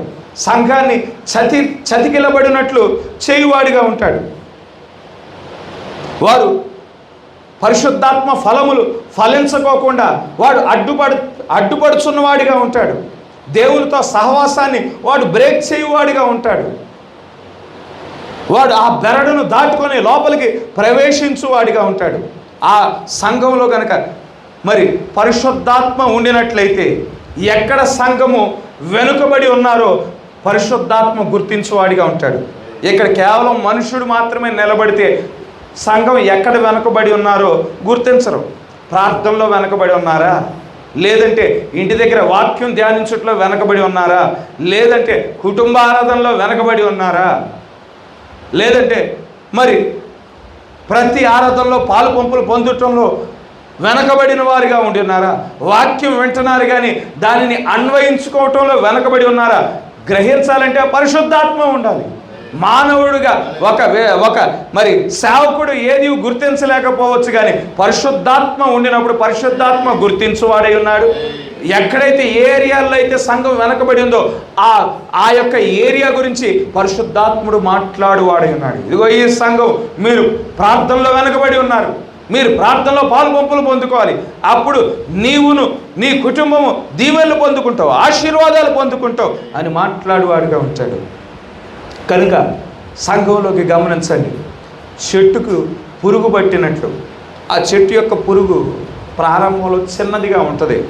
క్రీస్తు విరోధి ఆత్మ ఈ సంఘంలోకి చొరబడినప్పుడు బలహీనమైన ఆత్మగా ఉన్నాడు. వాడు ప్రారంభంలో నికోలాయితు క్రియలు ప్రారంభించాడు. ఆ నికోలాయితు క్రియలు కాస్త నికోలాయితు బోధ అయింది. నికోలాయితు బోధ కాస్త నికోలాయితు సిద్ధాంతంగా మార్చబడింది. తర్వాత అదే పురుగు ఏమైంది? బిలాము బోధను తీసుకొచ్చింది. అదే పురుగు ఏం చేసింది? మరి బిలాము బోధ తర్వాత యెజ్బేలు బోధను తీసుకురావటం మనం చూడగలుగుతూ ఉండినాం. ఇప్పుడు సంఘం ఎటువంటి స్థితికి వచ్చిందంటే అదే ప్రారంభంలో చిన్నదిగా ఉండిన పురుగు ఇప్పుడు చివరి దగ్గరికి వచ్చేపాటికి, చివరి కాలం వచ్చేపాటికి క్రీస్తు సంఘం బయట నిలబడిన పరిస్థితి. సంఘం అంతా చీకటి కమ్మి క్రీస్తు సంఘం బయట నిలబడి ఆయన ద్వారాన్ని తడతా ఉండినాడు. ఎవరైతే నా కొరకు ద్వారం తెరుస్తారో వారితో నేను భుజించదను అని చెప్తా ఉండినాడు. ప్రారంభంలోనే ఏ డాక్టర్ని అయితే అపోస్తులు వేసి ఉన్నారో, ఏ పునాది అయితే ఆ అపోస్తులు వేసి ఉన్నారో, ఆ అపోస్తుల బోధ మీద దాడి ప్రారంభ కాలంలోనే జరిగి ఉన్నది. ప్రారంభంలోనే జరిగి ఉన్నది. ఈ దాడి జరుగుతుందని పౌలుకి ముందుగానే తెలుసు. గొర్రె చర్మములు ధరించుకున్న తోడేళ్ళు మీలోకి ప్రవేశిస్తారు, వారు మందను కనికరింపరు, వారు మందను ఈడ్చుకు వెళ్తారని ముందుగానే పౌలు దర్శనం ద్వారా ముందుగానే హెచ్చరిస్తూ ఉన్నాడు. ప్రారంభ కాలంలో, మొదటి సంఘ కాలంలోనే ఈ వధువు వృక్షానికి పురుగు ద్వారా దాడి చేయబడటం మనం చూడగలుగుతూ ఉండినాం. ఈ చివరి దగ్గరికి వచ్చేపాటికి సంఘము పూర్తిగా చీకటితో కమ్మి ఉండటం మనం చూడగలుగుతూ ఉండినాం. గమనించండి, ఈ యొక్క మిడతల దండు గురించి మనం గమనించినట్లయితే యోవేలు గ్రంథంలో చాలా ప్రాముఖ్యంగా మాట్లాడబడటం మనం చూడగలుగుతూ ఉండినాం. యోవేలు గ్రంథంలో మరి యోవేలు ద్వారా దేవుడు చెప్తా ఉండినాడు. 2:25 యోవేలు గ్రంథం 2:25లో నేను పంపిన మిడతలను నా మహాసైన్యం. మిడతల గురించి, అక్కడ మిడతల గురించి, గొంగళ పురుగుల గురించి, చీడ పురుగుల గురించి, పసర పురుగుల గురించి 2:25లో ప్రస్తావించబడింది. ఆ పురుగుల గురించి మాట్లాడుతా అందులో ఆ 4 రకాల పురుగులలో మిడతలు కూడా ఒకటై ఉన్నాయి. ఈ మిడతలు వారు నా సైన్యం అని చెప్తా ఉంటున్నాడు దేవుడు. వారు నాశనాన్ని కలుగజేయటానికి గాను నేనే పంపిస్తున్నాను అని చెప్తా ఉంటున్నాడు. ఇక్కడ మిడతలు ఒక తీర్పు తీర్చే ఒక సాధనముగా దేవుడు వాడుకున్నట్లు మనం చూడగలుగుతూ ఉంటున్నాము. మిడతల గురించి మనం ఈ మిడతల దండు గురించి లోతుగా అధ్యయనం చేయాలంటే మొదటిసారి మిడతల దండు గురించి ఎక్కడ ప్రస్తావించబడిందో మనం అక్కడికి వెళ్ళిపోవాలి. మొదటిసారి ఎక్కడ ప్రస్తావించబడిందంటే నిర్గమాకాండంలో ప్రస్తావించబడింది. 10వ అధ్యాయము 1వ వచనం దగ్గరికి వెళదాం. నిర్గమాకాండము 10వ అధ్యాయము 1వ వచనం. కాగా యెహోవా మోషేతో ఫరో యొద్దకు వెళ్ళుము, నేనే యెహోవానని మీరు తెలుసుకున్నట్లు నేను చేయు సూచక్రియలను ఐగుప్తీయుల ఎదుట కనుపరుచుటకు నేను వారి ఎడల జరిగించిన వాటిని వారి ఎదుట కలుగజేసిన సూచక్రియలను నీవు నీ కుమారునికి నీ కుమారునికి ప్రచురము చేయునట్లు నేను అతని హృదయమును అతని సేవకుల హృదయమును కఠిన పరిస్థితిని. ఇక్కడ ఏ మాట అయితే చెప్తా ఉన్నాడో యోవేలు గ్రంథంలో కూడా అదే చెప్పబడి ఉన్నది. నీ కుమారులకు నువ్వు ప్రచురం చేయాలని ఇక్కడ చెప్పబడినట్లు యోవేలు గ్రంథంలో కూడా నీ కుమారులకు నువ్వు ప్రచురం చేయాలని చెప్తా ఉన్నాడు. 3వ వచనం. కాబట్టి మోషే అహరోనులు ఫరో యొద్దకు వెళ్ళి అతనిని చూచి ఇలాగు చెప్పిరి, హెబ్రీల దేవుడకు యెహోవా సెలవిచ్చినది ఏమనగా, నీవు ఎన్నాళ్ళ వరకు నాకు లొంగనొల్లక యుందువు, నన్ను సేవించుటకు నా జనులను పోనిమ్ము, నీవు నా జనులను పోనీయనొల్లని ఎడల ఇదిగో రేపు నేను మిడతలను నీ ప్రాంతంలోనికి రప్పించదను. ఇక్కడ మొదటిసారి మిడతల గురించి ప్రస్తావించబడటం ఇక్కడ మనం చూడగలుగుతూ ఉండినాం. పరిశుద్ధ గ్రంథంలో ఏ విధంగా ఉందంటే మొదటిసారి దేవుడు ఏ ప్యాటర్న్ ఫాలో అవుతూ ఉన్నాడంటే మొదటిగా ఒక సంగతి గురించి ఇంట్రడక్షన్ ఇచ్చినప్పుడు కొంత సత్యాన్ని దేవుడు బయలుపరుస్తూ ఉన్నాడు. అదే సంగతి గురించి మరొక గ్రంథంలో ప్రస్తావిస్తూ ఉన్నాడు. అక్కడ ఇంకొంచెం సత్యాన్ని బయలుపరుస్తూ ఉన్నాడు. ఆ తర్వాత ప్రకటన గ్రంథం దగ్గరికి వెళ్ళేపాటికి పూర్తి సత్యం బయలుపరచబడతా ఉన్నది. ఇక్కడ మిడతల విషయంలో కూడా మొదటిసారి నిర్గమాకాండంలో ప్రస్తావించబడింది. తర్వాత యోవేలు గ్రంథంలో అలా పలు వచనాలలో పలు గ్రంథాలలో మరి మిడతల గురించి ప్రస్తావిస్తూ ప్రకటన గ్రంథం దగ్గరికి వచ్చేపాటికి పూర్తి సత్యం బయలుపరచబడుతుంది. ఇక్కడ నిర్గమాకాండంలో కొంత సత్యం మిడతల గురించి సత్యం, తర్వాత యోవేలు గ్రంథంలో కొంత సత్యం, తర్వాత ప్రకటన గ్రంథం దగ్గరికి వచ్చేపాటికి పూర్తి సత్యం మిడతలు దేన్ని సూచిస్తూ ఉన్నాయి, అది ఎటువంటి నాశనం తీసుకొస్తా ఉన్నది అనే విషయాన్ని మరి బయలుపరచడం మనం చూడగలుగుతూ ఉండినాము. ఇక్కడ మిడతల గురించి ఇక్కడ మాట్లాడతా, మిడతల దండు గురించి మాట్లాడతా, ఎవరి విషయమై ఈ మిడతల దండు పంపించబడుతుంది? ఎవరైతే ప్రవక్త మాటలను తిరస్కరించుచున్నారో, దేవుని వాక్యాన్ని తిరస్కరించుచున్నారో వారి విషయమే ఈ మిడతల దండు పంపించబడుతుంది. ఇజ్రాయేలు నిమిత్తం మిడతల దండు పంపించబడటం లేదు, ఎందుకంటే వారు మోషేను అంగీకరించిన వారుగా ఉన్నారు, మోషే వర్తమానాన్ని వారు అంగీకరించిన వారుగా ఉన్నారు. వారి నిమిత్తం మిడతలు పంపించబట్టల. ఇక్కడ ఫరో విషయమే, ఫరో మోషే యొక్క మాటను తిరస్కరించుచున్నాడు, దేవుని యొక్క హెచ్చరికలను తిరస్కరించుచున్నాడు. ఫరో విషయమై ఐగుప్తుల విషయమై ఈ మిడతలు పంపించబడటం మనం చూడగలుగుతూ ఉండినాము. మొదటి నిర్గమము రెండో నిర్గమానికి ఛాయిగా ఉన్నది, రెండో నిర్గమము మూడో నిర్గమానికి ఛాయిగా ఉన్నది. మొదటి నిర్గమంలో ఎవరైతే వాక్యాన్ని తిరస్కరిస్తారో వారి విషయమై మిడతల దండు పంపించబడిన ఎడల ఈ మూడో నిర్గమంలో కూడా వాక్యాన్ని తిరస్కరించిన వారి విషయమై మిడతల దండు పంపించవలసి ఉన్నది. అక్కడ భౌతికమైన మిడతలు ఇక్కడ దేన్ని సూచిస్తూ ఉన్నాయి? 5వ వచనం.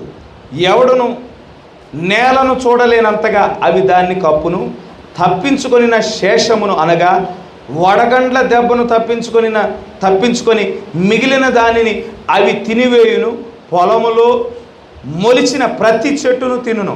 ఇక్కడ ఏం చెప్తున్నాడు గమనించండి. ఎందుకోసం పంపించబడతా ఉన్నాయి?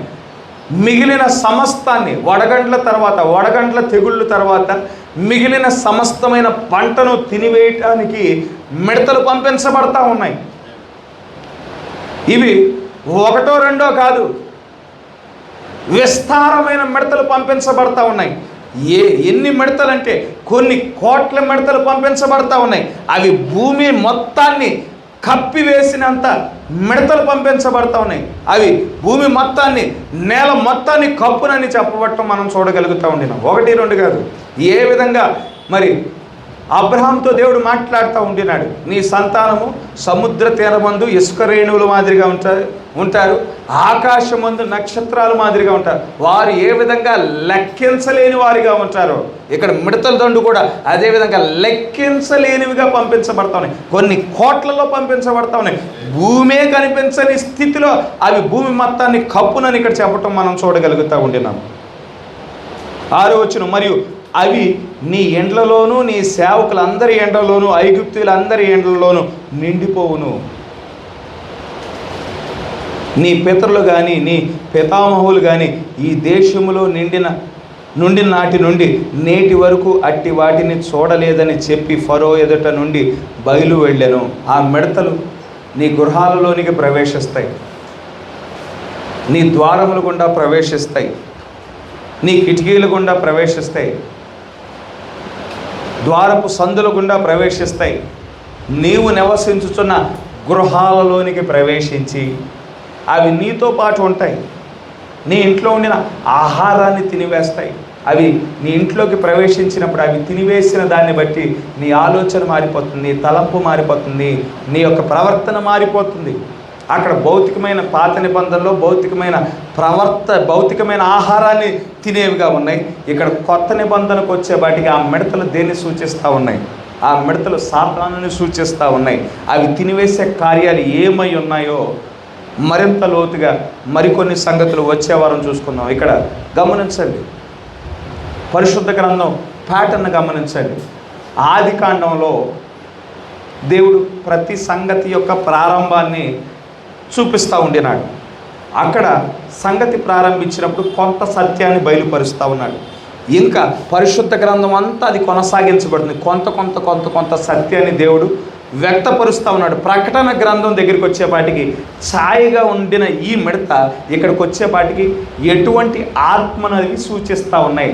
ఆ ఆత్మ ఎవరైతే వాక్యం విసర్జించిన వారు ఎవరైతే ఉన్నారో వారి మీదకి ఆ ఆత్మలు విడుదల చేసినప్పుడు వారి ఎడల ఎటువంటి నష్టం వాటిల్లుతుందో అక్కడ చూపించబడటం మనం చూడగలుగుతూ ఉండినాము. కనుక దేవుని వాక్యాన్ని మనం స్వీకరించి దానిని గైకొనినప్పుడు దేవుడు మనకి దీవెనలు ఇచ్చువాడై ఉన్నాడు, ఆశీర్వాదాలు ఇచ్చువాడై ఉన్నాడు. మనల్ని తలగా నియమించువాడుగా ఉన్నాడు. కానీ మనం తోకగా ఉండము, మనం అప్పు ఇచ్చేవారముగా ఉంటాం కానీ అప్పు చేయవారముగా ఉండవు. మన యొక్క కొట్లు సమృద్ధిగా ఉంటాయి, కొదువ ఉండవు. మనం ప్రతిష్ఠించబడిన జనముగా ఉంటాము. మన పంట ఆశీర్వదించబడుతుంది, మన పశువులు ఆశీర్వదించబడతాయి, మన గర్భఫలాలు ఆశీర్వదించబడేవిగా ఉంటాయి. కానీ ఎప్పుడైతే వాక్యాన్ని విసర్జించే వారిగా ఉంటారో వారి మీద ఈ మిడతల దండును నేను పంపిస్తాను. అవి నా తీర్పు సాధనంగా ఉండబోతున్నాయి, అవి నాశనాన్ని కలుగు చేస్తూ ఉన్నాయని ఇక్కడ దేవుడు స్పష్టంగా వాక్యంలో చెప్తా ఉన్నాడు. మరి ప్రకటన గ్రంథం దగ్గరికి వచ్చేపాటికి ఈ మిడతలు దేన్ని సూచిస్తూ ఉన్నాయో వీలైతే వచ్చే ఆదివారం చూసుకోవడానికి దేవుడు కృప చూపించునుగాక, దేవుడి ఇచ్చిన మాటలను దీవించునుగాక. మరొకసారి మనమంతా లేచి నిలబడదాం. మన మధ్యనున్న మన దేవుని మన స్తుతులతో మన స్తోత్రాలతో కొనియాడదాం. హల్లెలూయా హల్లెలూయా హల్లెలూయా హల్లెలూయా హల్లెలూయా హల్లెలూయా హల్లెలూయా స్తోత్రములు, హల్లెలూయా వందనములు, హల్లెలూయా హల్లెలూయా హల్లెలూయా.